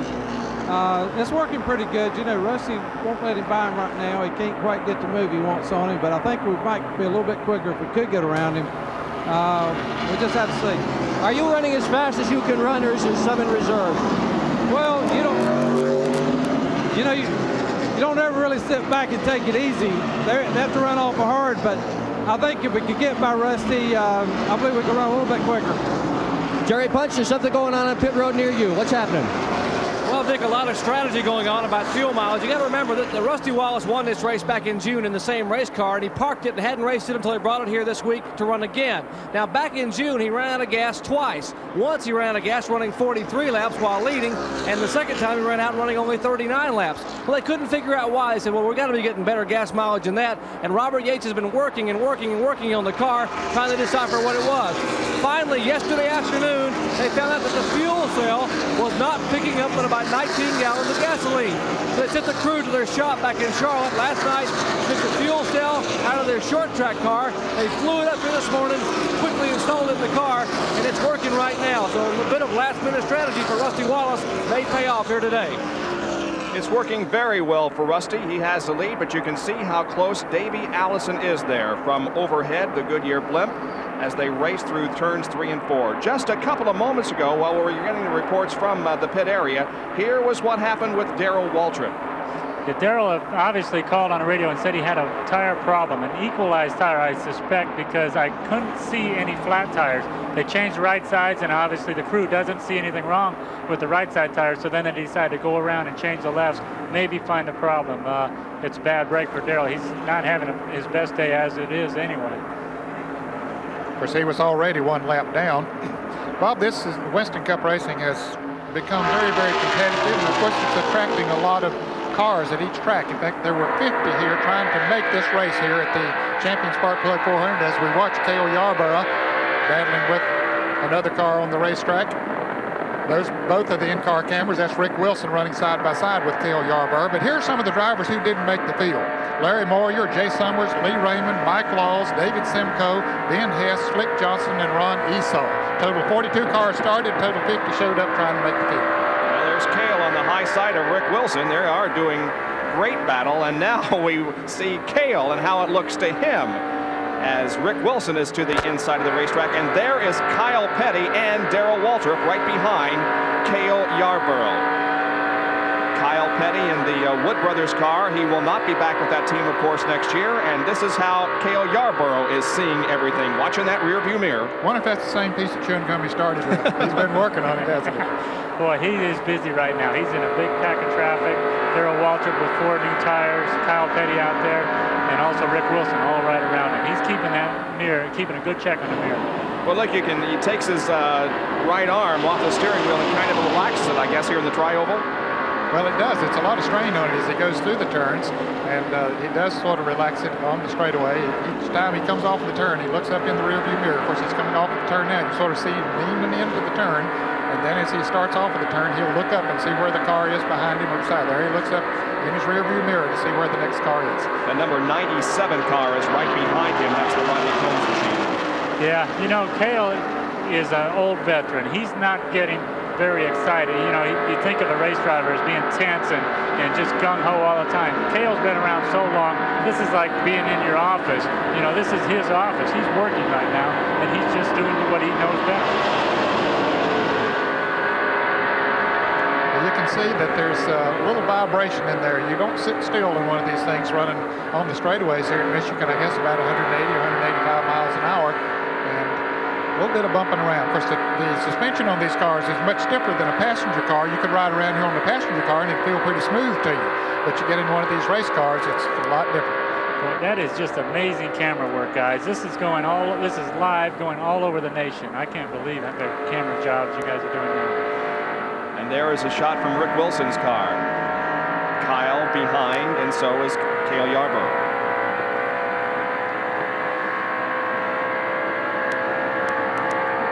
You can see Kyle Petty pick up a little bit on the straightaway as he picks up the draft of Rick Wilson. Backing off a little bit. That's Darrell Waltrip running the low side of the racetrack behind Rick Wilson, alongside of Cale Yarborough. And so the competition continues on the track while Rusty Wallace has the lead with Allison second. They're the top five. We'll be back in just a moment. The champion Sparkplug 400 from Michigan International Speedway is being run at a record pace. We're right now averaging 157.904. The race record is 153.860. And that pace is being set by Rusty Wallace, who won the race here earlier this year, 8 weeks ago, as a matter of fact, on June 26th. Rusty Wallace won the Miller High Life 400, so he comes here as the defending track winner, but the defending race winner a year ago today was Bill Elliott in victory lane of the champion Sparkplug 400. Davey Allison right behind him in the Haviland Ford. Well, Rusty wants to lead as many laps as he possibly can, hoping to lead the most laps during the day, because as we said earlier, the driver who does lead the most laps gets 5 bonus Winston Cup points, and boy, that can mean a lot. Well, Alan Kulwicki dropped out of the race a few laps ago with a big puff of smoke, even a fire, and he has worked his way over to Pit Central and Larry. Now, Bob, Alan, you have come so close so many times this year. It looked like you were going to be in the hunt again today. What put you out? Well, we blew an engine just going down the backstretch. I think it burned a bearing and broke a rod, and the thing started on fire, and it was really unfortunate because we were off just a little bit too loose at the start of the race, but the Xerox Amoco Ford Thunderbird did start to run real well.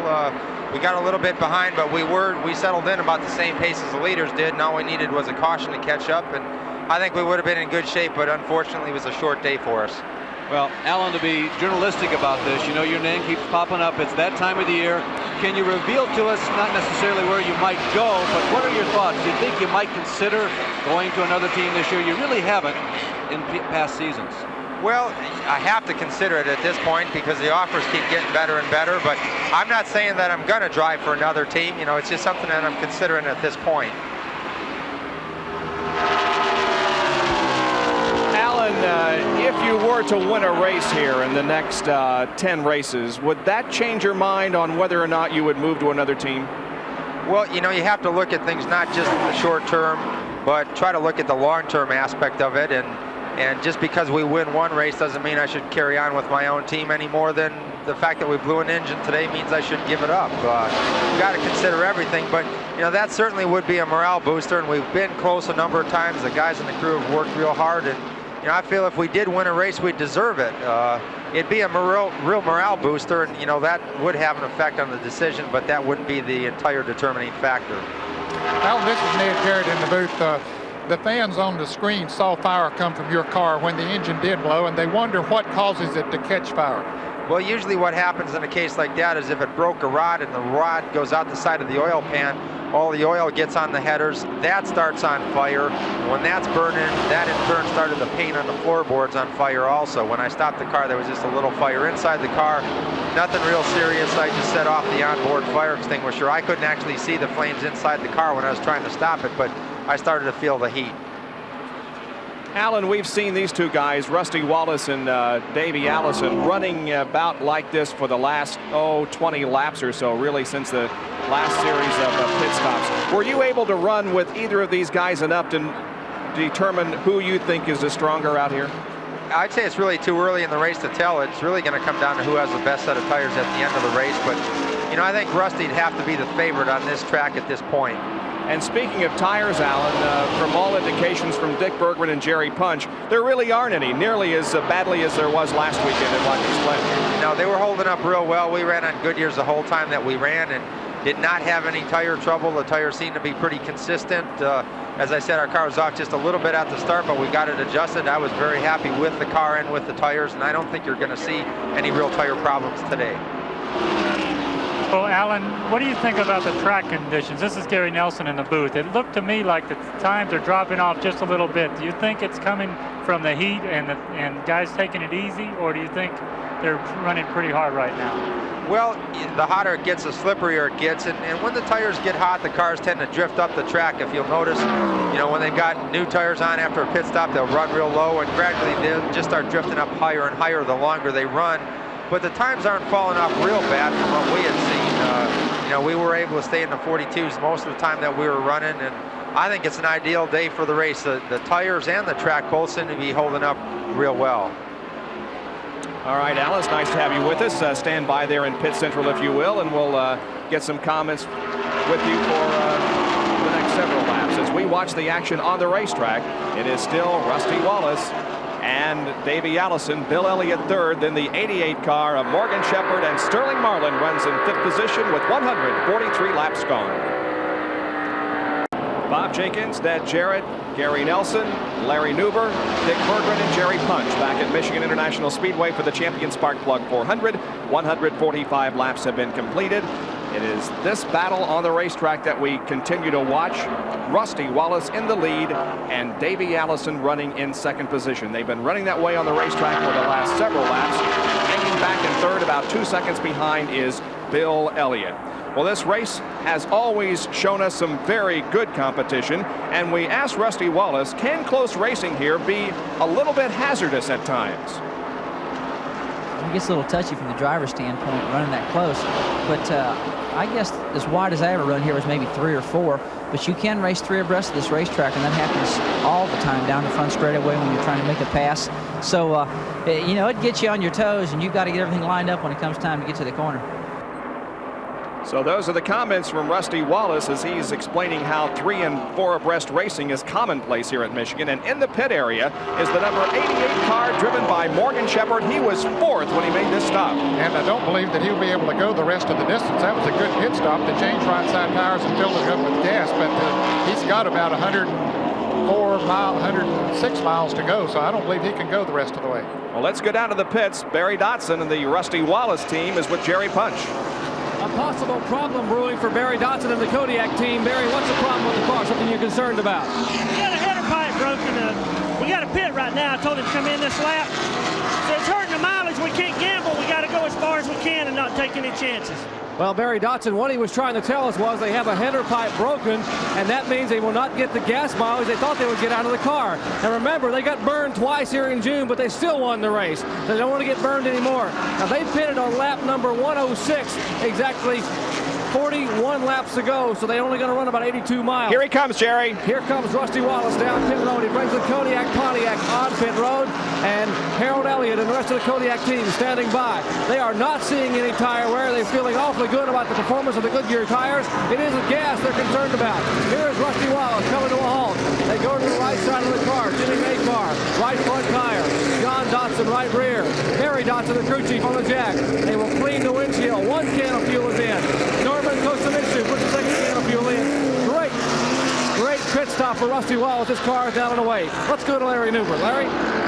Jerry, I think their problems are even a little more deep than what you and Jerry may have discussed. By our calculations down here at Pit Central, we figured that Rusty Wallace would have to go to lap 160 in order to make just one final stop here for fuel. And obviously, he has not made it.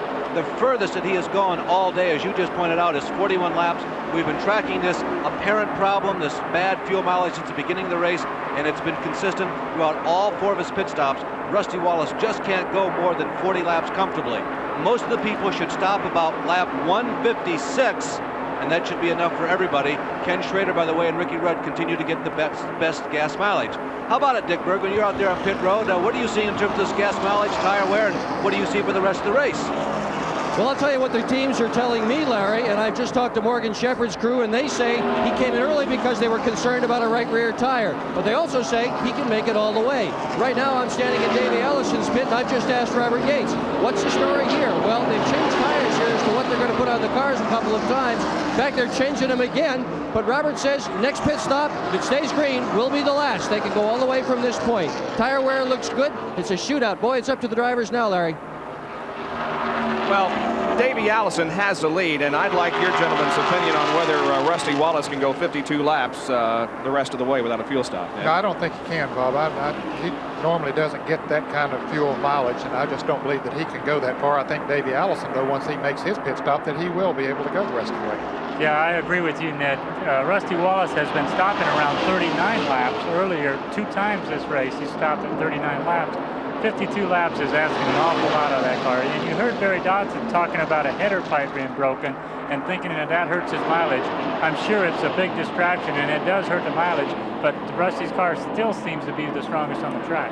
The number 15 car, the Brett Bodine machine, Bud Moore's car is in for a pit stop. He was running in 4th position when he came in for a stop. So it's a good afternoon for Brett Bodine. A quick pit stop, and he goes back into competition. 151 laps are completed. We've got 49 to go on this Sunday afternoon from Michigan International Speedway. We're glad you could join us for the Champion Spark Plug 400. Your leader is on his way into the pits right now. Davey Allison storms down pit road. Seconds ago, Robert Gates, like a coach and a team, went to every crew member and told them what they were going to do, and one by one they nodded affirmatively. Davey Allison says, I don't need anything to drink. It's going to be a right side tire change. Fuel. They say they can go all the way from here. They've adjusted the wedge. The car has a little bit of a push. That should solve the push, along with the change of tires in the rear of the car. They're waiting to get every drop in. They've got it, and there goes Davey in 69. Good stop. Davey Allison should be able to go the rest of the way, as Benny Parsons, who is now in the top 5, has also made a pit stop, and he goes back into competition. Meanwhile, the new leader of the race is Lake Speed in car number 83. And it appears as if he is coming in. Indeed, he is. Lake Speed drops off the banking in turn number 4 and heads for his pit area. Also going out of the pits right now is Kyle Petty, Cale Yarborough, and Rick Wilson. Let's watch the work on Lake Speed's car. He's been very competitive all afternoon, has never really been in a position to battle for the lead, but he has been very consistent in the top 6 or 7. You heard Dick talking about how Robert Yates, the crew chief on Davey Allison's team, went to each crew member and talked to him about what they were going to do on their pit stop. That's an interesting thing with the radios nowadays. All crew members having radios. They must have been having some kind of communications problem. Dale Earnhardt is also in the pit area. Now, Dale has lost a lap. He is no longer on the lead lap with everyone else, and he is in for another time. There, meanwhile, is the race for the front position, as Rusty Wallace and Bill Elliott now are hooked up in a 1st and 2nd duel. And there is Earnhardt going back out on the racetrack. You can tell that car is a little sick as he goes out of the pits running on 7 cylinders. So Dale Earnhardt no longer a threat to win this race, but we have Pontiac against Ford going at it here with Wallace and Bill Elliott. Well, that was the scenario here back in June in the 400 miler, and Wallace managed to hold Elliott off and won the race. Dale Earnhardt just went down 2 laps now, so he's nursing that car home. He's not going to have a real bad finish if it keeps running. Earnhardt, of course, is 3rd in the points battle, so he too. We think that Wallace is going to have to make another pit stop. Elliott perhaps will not. Right now, there are 14 cars in the lead lap. Of course, Rusty Wallace the leader, Bill Elliott 2nd, Davey Allison now 3rd, Brett Bodine in 4th place, Benny Parsons 5th, Sterling Marlin 6th, Morgan Shepherd 7th, Lake Speed 8th, 9th is Jeff Bodine, 10th is the car number 25 of Kenny Schrader, Ricky Rudd is 11th, Michael Waltrip 12th, Rick Wilson is 13th, and Kyle Petty in 14th. All of those cars on the lead lap. That's 6th, 7th, and 8th there. Morgan Shepherd. Right behind him is Sterling Marlin and Lake Speed. Speed is all over the racetrack. He's running a lower line sometimes, and we saw him come off of turn number 4, and he was way up in the upper groove. Alan, what's going on with that car, do you think? Well, you know, the handling on your car changes a lot when you're behind other cars or another car's behind you. Right now, he looks like he's running lower through the corners than the other cars, and looks like he's sticking pretty well. I did notice before when Rusty Wallace and Bill Elliott were running together that with Elliott behind him, Rusty's car did start to look loose. It did look like the back end of the car was starting to wiggle a little bit, and Bill looked like he was just riding. He looked pretty strong at this point. Yeah, I saw that too up in turn number 1 a few laps ago. Rusty got way up high and may have gotten those right side tires into the gray stuff. At this point, I feel that if I had to bet, I think there might be another caution flag in this race, and the whole complexion of it can change. But if it stays like it is, Rusty's going to have a tough time with the tires he's got on the car now. And of course, he'll have a tough time with fuel as well, because he did stop before the other leaders and had more than 100 miles to go when he made his pit stop. Now Lake Speed pulling alongside of Morgan Shepherd as they head for the trioval and cross the stripe. And they cross the stripe pretty much side by side. Lake still trying to take over that spot from Morgan Shepherd. While they're racing side by side, Sterling Marlin, who passed Morgan a few laps ago, has been able to move away a little bit. Meanwhile, up front, it is still Rusty Wallace as we watch down the backstretch. Here is Wallace and Bill Elliott. So, Alan, you kind of think that Bill is just wanting to be there at the moment.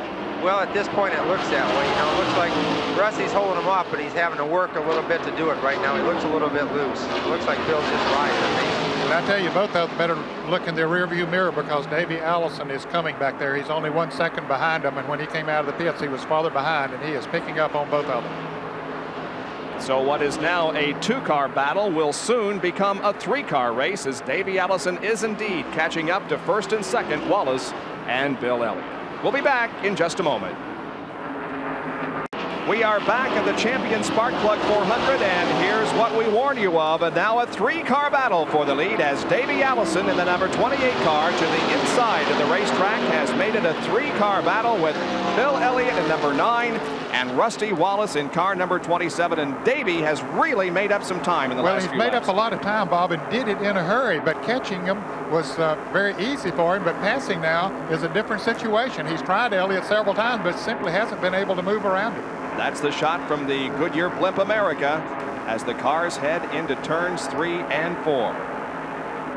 All right, let's go to Pit Central for a summary of the most recent pit stops. Well, Bob, this is the 4th pit stop summary. As you watch the leaders up in the upper right-hand corner of your screen, you can see 1st, 2nd, 3rd, and 4th. As they came into the pits, they came out still in the top 6. Now, the interesting things about this pit stop, notice Morgan Shepherd pitting at lap 146, and Rusty Wallace, as we commented earlier, pitting at lap 148. Before lap 150, that means they have to go more than 100 miles, and we don't think that anybody has the ability to go 100 or more miles on a load of fuel. So that means the rest of the people on the screen should be in it for the win. Davey Allison has really moved up the last couple laps, and Dick Bergman is standing by. Well, I'm going to tell you, Larry, Davey Allison is definitely flying, but for those who just tuned in, you might be wondering what happened to one of the pre-race favorites that he's not running in the front. Dale Earnhardt earlier today dropped a valve, but he's staying in there, and he's staying in there for the points, the all-important points that come to the championship, whether you're running on 7 cylinders or not. And another guy who's hanging in there is Kenny Schrader, and I just asked his crew chief, Harry Hyde, why isn't Schrader running faster? And Harry looked me square in the eye, and he said, boy, I wish I knew. I really wish I knew. They just don't know what the problem is. Jerry Punch? Well, I'm pretty confident here in the Sterling Marlin pits. You know, they had some bad news this week. They lost their sponsor, Piedmont Airlines, will not renew next year. But the good news is they have no penny lines at all here in the Oldsmobile pits. Their underalls are fitting snugly. But more importantly and more seriously, they can make it the rest of the way on fuel. They have to go 46 laps, and they can make it. Now, how about Bill Elliott? Can he make it? Well, let's go ask Ernie, and we'll find out. Come along, let's talk to Ernie Elliott and see whether they can make it. Ernie, you got to go 47 laps. Can you go the rest of the way on fuel? Well, we're going to give it a shot. You know, we've run 47 laps the last stop, so I think we can do it. Well, a man who has been behind the wall for the last 3 consecutive Champion Spark Plug 400 victories is still here and hoping for a 4th one today. Davey Allison alongside of Bill Elliott once again. Allison has to get off the accelerator and put on the brakes to avoid the Darrell Waltrip car, who is in his lane. And so it remains Wallace, Bill Elliott, and Davey Allison. And closing in 4th place is Brett Bodine. He is really mowing down the leaders. After his last pit stop, he came out about 4 or 5 seconds behind them. Right now, he's only about 1.5 seconds. Brett Bodine, and also the 90 car of Benny Parsons, you know, our sentimental favorite up here in the booth. Looks like he's doing real well. Benny's in 5th place right behind the car you see there of Brett Bodine. So those 2 Fords are really making their move right now at the end of the race, towards the end of the race. You know, we talked about the Ford cars a little bit earlier, and whether they still have an advantage on this racetrack. How about 4 of the first 5 drivers running in Ford cars? Yeah, that says a lot for Rusty Wallace because he is leading. So still, Davey Allison continues to work on Bill Elliott, trying to grab that second spot. He goes low on the racetrack in the tri-oval. He has done this many laps before, but still just is not able to go into second place.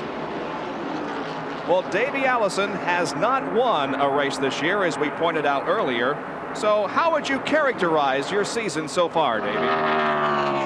Well, we haven't had the best season, but we really haven't had the worst either. We're still in the top 5 in the money earnings for the season, and we've fallen out of a bunch of races. So we know that if we'd have just had a little bit of good luck at some places, we'd be way up there. And we're really not that far back in the point standings either. We're still in 14th place, and we have a real good shot at getting back into the top 10 and a decent shot at getting back into the top 5 if we just get our act back together and go on and have some good finishes for the rest of the season. The yellow flag is out for the second time this afternoon. Yellow on the racetrack. Any idea why? Debris on the backstretch, I believe, is the situation. The old Frenchman on the backstretch, debris. Well, it'll, of course, be a break for those who needed another pit stop, and Rusty Wallace was among them. Oh, He sure definitely was. Rusty, yes. So the pace is reduced on the backstretch, and we will now see some pit stops being made as everybody comes in and gets enough fuel that will carry them to the finish of the race. And this second caution period of the afternoon comes on lap number 171. So 29 more laps to go, and this race will be over. There once again is the shot from the Goodyear Blimp America. See, as the field is under caution. Here they come. Everybody coming down pit road. All of them will take on 4 tires and fill the tank up with fuel. Make any adjustments that they might need to make. And one guy who didn't want to see this caution was Brett Bodine, because he had the leader. We have a collision on He pit just road. got spun out. Brett Bodine was hit from the rear as he came into the pits, spun all the way around his fire. And a big fire In the Sterling Marlin pits. And everybody has to scramble away from there. Apparently, the firemen are there to put the fire out. But apparently something happened. It looked like there was some gas that spilled from the wall. Let's go to Jerry Punch at the pits. They were fueling the Sterling Marlin car, and fire came out of the side of the fuel vent, and fire all up and down pit road. The firemen running out here and trying to put the car out, as was Billy Hagan, the car owner. They have finally gotten the fire out. We were standing right beside the end of the car here when that fire erupted. Our cameraman dove out of the way, and the camera took quite a beating here, as I think we got some flame on the side of some cables, but we're okay. But the Sterling Marlin crew now goes back to work and tries to put back together what was a top-running Piedmont Airlines under all those mobiles. Well, you can see the car number 15 of Brett Bodine as they serviced that car. That's where he was knocked. And there's Benny Parsons going out of the pits. He got hit apparently because there's smoke coming from Benny Parsons' car, as Brett Bodine has to back his car out and get it headed out down pit road. Wow, that was, I hope everybody's okay. Well, Sterling Marlin now, apparently something wrong. He went out of his pits and then pulled to the side in another pit a little further down pit road. I believe he just pulled over the NASCAR official. Am I okay to go, because he takes off now? I did see some flame on a suit by one of the crew members, and I hope it stayed on the suit and was extinguished before it burned anyone. But there you can see Benny Parsons has some damage on the left front of that front of the car. Looks like the right front tire might be flat, because the right front of the car is way down on the ground almost. So Benny will be coming back into the pits. Tough break for him. He was another one that didn't want to see this caution, because he was certainly in a good position there in 5th place and gaining on the leaders as well. Let's take a look at what happened as we are looking down pit road to try to determine exactly what happened. Okay, everybody was coming into the pits, and many of them trying to come into the same spot. And I believe it was Eddie Beersball in car number 23 that hit the car number 15 of Brett Bodine and spun him around. Now, that had nothing to do, I don't think, with the fire, which was right behind Brett Bodine. Sterling Marlin and Brett Bodine pitting beside of each other. It was just a coincidence that they were side by side. And Benny Parsons back in the pits now, and indeed his right front tire was flat. Evidently that car tire was cut as he went out of the pits. Fortunately, it's under caution and he'll be able to put it back on, but there are 15, 14 cars still in the lead lap.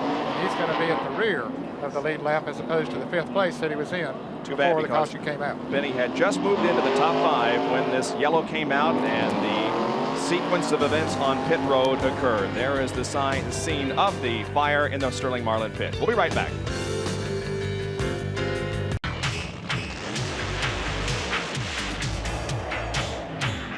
Quick Facts are brought to you by Quaker State Motor Oil. The big Q stands for quality, always has, always will. This is the famous or infamous, depending upon which side of the fence you happen to be on for a given weekend, NASCAR tire hoop.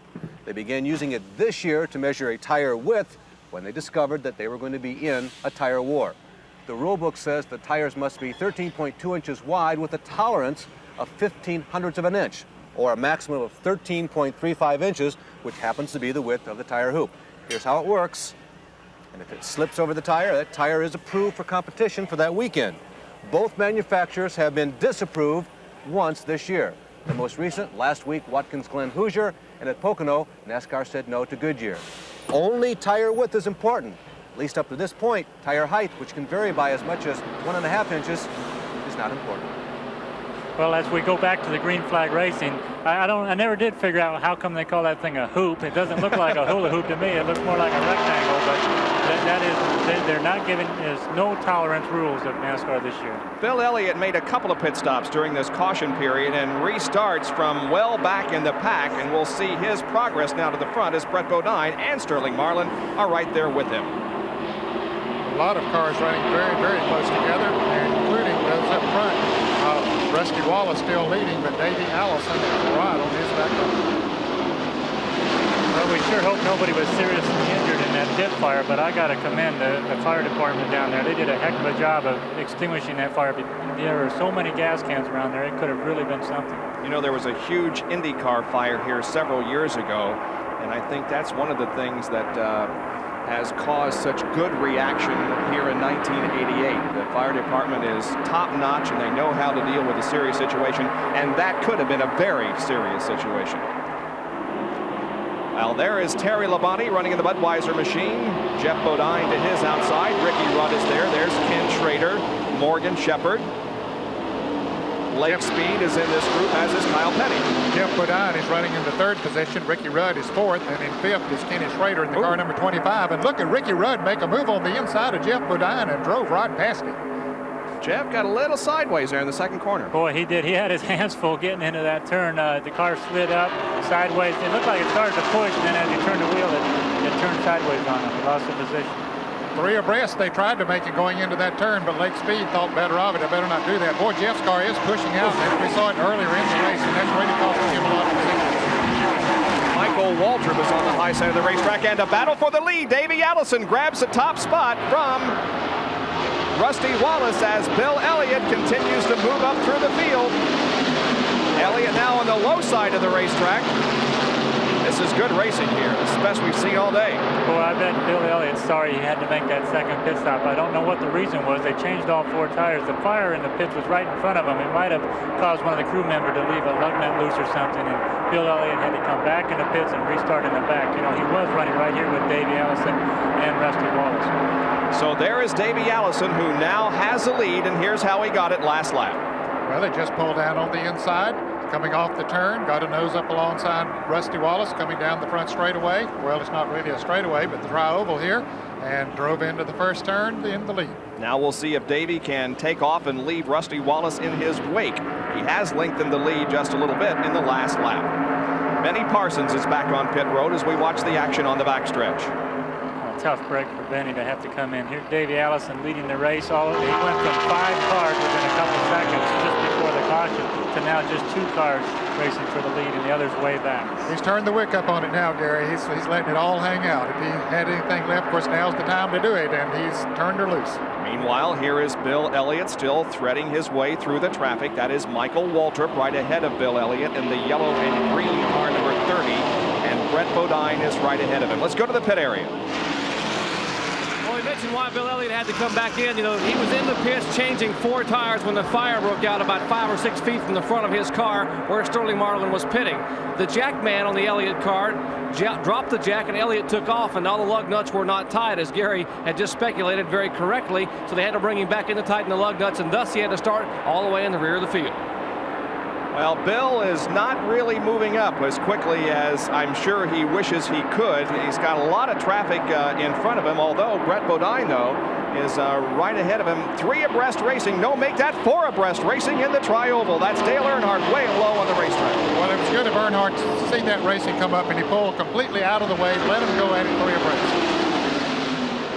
Michael Waltrip still running right beside Bill Elliott, and Larry Newber is watching from pit central. Well, Bob, we've been talking about the ride of Bill Elliott from the back to the front, and Ned and Jerry and Gary, I would suggest, and Nick, I would suggest that this is Brett Bodine's single best performance of this year. He may not be 4th on the track right now, which is his best finish of his career, which happened this year, but Brett Bodine is one of the fastest cars on the racetrack. He has been for the last 10 laps, and Bill Elliott cannot get by him, even in heavy traffic. He's having a tremendous run, doing a great job of driving that car. His 4th place finish came in the Coca-Cola 600 in Charlotte back in May when he came into the pits sideways and hit his car owner, Bud Moore. Bud was out for a few weeks with a broken leg, but he's here today and ready to play golf again, he says, very shortly. And unfortunately, Brett got spun into the pits there today, but not his own making, and trying to take over the 5th position there right now from Kenny Schrader. And this is only Brett Bodine's 34th career Winston Cup start, and that is he on the bottom side of the racetrack in the red, white, and blue car number 15. Brett Bodine from Chemung, New York. Boy, what a turn of events we've had just recently. If you remember back, we had 4 Fords and Rusty Wallace leading the race. Just after the caution now, Brett Bodine had a problem, Bill Elliott had a problem, Benny Parsons had a problem, now he's a lap down. And the benefactors of that has been Morgan Shepherd, Ricky Rudd, and Lake Speed. I mentioned that was 5th place they were battling for. Actually, Kenny Schrader in the 25 car is running 6th to Bill Elliott now, moved around Brett Bodine and is trying to take over that 6th position. Lake Speed is running in the 5th position. Ricky Rudd is 4th, and Morgan Shepherd running in the 3rd position. So there is Bill Elliott passing another car on the low side of the racetrack as we go back up front and see how our leader is doing. And our leader is Davey Allison, and look at the interval that he has put between himself and Rusty Wallace. So Davey Allison appears to be on his way to a victory here this afternoon, his first of 1988, and I think this is a good example of the parity, the different makes that we are seeing, all the different makes that we are seeing run in the top 10 here this afternoon. Well, NASCAR is continually seeking to make racing a little bit safer, and a new innovation has even arisen since the Daytona 500. Here is a track fact. Track facts are brought to you by the Robert Bosch Corporation, makers of Bosch Platinum, the ultimate spark plug. This innovation, known by various terms, but most commonly as a roof rail, is a result of NASCAR's discovery over the past year. They have to slow these cars down and, more importantly, keep them from flying. It began last year at Talladega when Bobby Allison's car got sideways and off it flew. Ken Schrader's car at Daytona was more proof that this was a problem. So at the beginning of the 1988 season at Daytona, NASCAR mandated that on the right side, the window had to be enclosed with plexiglass, keeping the air from getting inside the cockpit. Further, skirts at ground level were also required to keep the air from getting underneath the race car. Well, the crash of this very machine, Richard Petty, proved that that was simply not enough. So at all super speedways, they came up with this roof rail idea. And for the first time this weekend here at Michigan, the roof rails are now required at all tracks 1 mile in length. All super speedways on the schedule, not just the 200-mile-an-hour speedways. 16 laps to go to the checkered flag. Can Davey Allison hang on for his first win of '88? Back at Michigan International Speedway, we'd like to remind you at 5:30 this afternoon Eastern Time, the 1988 International Bicycling Championship from Boulder, Colorado, live at 5:30 Eastern Time. And then tonight at 8 o'clock, we continue our preseason action. NFL game between the Minnesota Vikings and Phoenix Cardinals. That's at 8 o'clock tonight here on ESPN. There are 10 laps to go in this race, and Davey Allison from Hueytown, Alabama, is in the lead and looking for his first win of 1988. If he will win, we will have our 13th different winner for 1988.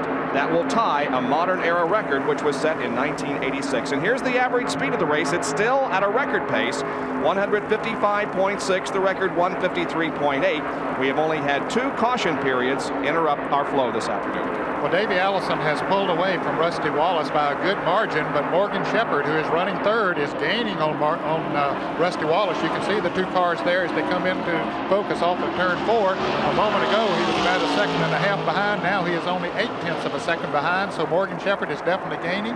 Bill Elliott has moved through that pack of traffic that he was in. He has moved up into the 4th position. He's also gaining on Rusty Wallace and Morgan Shepherd. Does he have time to catch him, though? We would suggest that you not go to your refrigerator right now for your favorite beverage or something to eat. Remember last week we had Darrell Waltrip in command with 4 laps to go and he dropped out. It's not over until the checkered flag drops, although Davey Allison is looking very good. The car has run well for him all day, and he's done a great job of driving the car. There are 13 cars in the lead lap now. Benny Parsons, after making an unscheduled pit stop, has dropped off the lead lap. And you can see the interval now between 1st and 3rd. It's only 3.9 seconds. Now, Bill Elliott in car number 9 is still in this race, very much so. There he is, not too far behind Morgan Shepherd, and Bill is 4th. He is definitely gaining on the 2nd and 3rd place cars. It took him a while to get through the traffic after coming from the rear. He was about, 13th to 14th when the green flag flew again, but he has come through that traffic and moved away from the pack behind him and gaining on the front runners. Yeah, what a shame for Bill Elliott. You know, he just kind of took off at the beginning of the race, led, showed his strength, then he just kind of followed in second no matter who the leader was. Bill Elliott always seemed to be 2nd or 3rd all along. Then right at the end, that pit fire set Bill Elliott back, and now he's going to have a tough time making up the ground. Well, the interval increased there just a little bit from lap to lap, 3.8 to 4.4, so Allison is indeed pulling away from 2nd and 3rd. Well, Morgan Shepherd lost a little bit of time there when he got behind Dale Earnhardt going into that turn. Rusty Wallace got by Earnhardt before they got into the turn, and that let him make the radius that he wanted to around the turn, so it cost Shepherd a little bit of time. If we were to finish as they are running right now, Ned, this points battle would still be just almost as hot as it was going in. Wallace would get credit for 2nd place points, and Bill Elliott would get credit for 4th place points. Which is only 10 points difference, and I don't know, I haven't seen yet, but I believe Rusty Wallace might have been the lap leader, which would give him 5 points, so really he would gain 5 points on Bill Elliott. No, that would make him gain the 15 points on Bill Elliott. So he has less than 6 laps to go now. 194 have been completed for Davey Allison. Let's hope that Father Bobby is watching. I'm sure he is, and watching his son on his way to victory.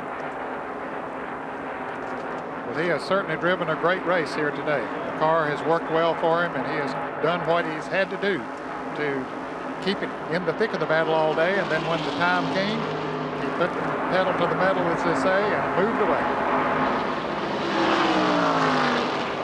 Allison headed for turn number 1, less than 5 laps to go now. Really something for Davey Allison. You know, it's been a long time since he's been to the winner's circle, and he hasn't been to the winner's circle very often in his young career, but he's got to be breathing pretty nervous right now. He's got to be thinking, what can happen? Something's got to happen. I've had all these problems all year this year since my last win. Think it'll hold out? I don't know. Well, in our opinion, the Goodyear Eagle driver of the race is Brett Bodine. We will be giving $1,000 to the Grand National Racing Wives Association, Goodyear that is, in Brett Bodine's name. He's not going to win this race, but we feel that Brett Bodine is the winner of this race. I think it's an excellent choice. Brett Bodine, a very, very strong race all afternoon. He has run a very, very good race. In fact, he had a shot at winning this thing before that last caution came out. And it looks like the car number 25 of Kenny Schrader has definitely slowed, and Morgan Shepherd moving around Rusty Wallace for the number 2 position. So Morgan Shepherd goes to 2nd and Rusty Wallace goes to 3rd. Now we have Wallace in 3rd and Bill Elliott in 4th. So even closer points. He just lost 5 points right there, and it looks like there's some smoke coming from Rusty Wallace's car. Quite a bit of smoke in the turns. You know, they were talking about a broken header. He doesn't look like he's slowed down much. He has smoking on the straightaway also. Yeah. Rusty Wallace definitely has a problem. I bet he's really hanging on. 3 laps to go. And Bill Elliott is catching him. There are 3 laps to go. Oh, and we have a car really letting go down to the first turn. Ricky Rudd with a big puff of smoke coming from that car. Is this race going to end under caution? No caution yet. NASCAR's looking at the track, but no caution yet. Rudd was running in the 6th position before he had his problem going into turn. What a tough break for him. Still no caution displayed. Here comes Davey Allison out of corner number 4, completing lap number 198. There you can see the tremendous interval between first and second, but look at the battle for third as Bill Elliott is now right on the back bumper of Rusty Wallace. Now, if he can pass him, that would be another 5 points, and it would put him exactly the same position as he came into this race. Unbelievable, the points battle. And by the way, we have 8 of the next 10 races, meaning ESPN and our telecast will televise 8 of the last 10 races in the Winston Cup circuit. Now look at Rusty Wallace. He is challenging Morgan Shepherd for second, and Rusty is about to take it away from him. Well, whatever that smoke is, it's not bothering the speed of that car, but was it a bad move? Because here comes Bill Elliott up on the outside. He might be able to push Shepherd away, and the draft worked together for Shepherd and Elliott. 3 cars locked in a duel for second. The white flag has already been displayed to Davey Allison. We'll watch this great battle for second, though. Morgan Shepherd has second in the 88 car at the moment, and Rusty Wallace has third. Elliott is in fourth. Davey Allison now comes out of corner number 2 and heads down the backstretch for the final time, and the crew is hoping and praying that it'll stay together for him. And Morgan Shepherd just went high coming off of turn 2. Both Rusty Wallace and Bill Elliott moved around him. There they are, the 3 cars, second, third, and fourth. And Phil Parsons apparently has blown a motor. He's down in turn number 1 with a lot of smoke coming from that car. Here we go. Here's the shootout. Remember, Davey Allison is the leader. Here he comes. Davey Allison wins the Champion Spark Plug 400. Now let's go back and watch this battle for second. Rusty Wallace leads him down. It's Wallace, Elliott, and Morgan Shepherd finishing second, third, and fourth, and fifth right there also was Lake Speed. Lake Speed had caught up to that crew as they were battling up there, and there you see the happy crew of Davey Allison. Good shot of Robert Yates, the crew chief there. I know he feels good after this win. He's had a tough time with engines the last few races, and now he pulled one off. This is Davey Allison's 3rd career win. He won twice in his rookie season last year, and now brings home a victory in 1988 for the Haviland Ford. The 3rd win comes in his 49th career Winston Cup start.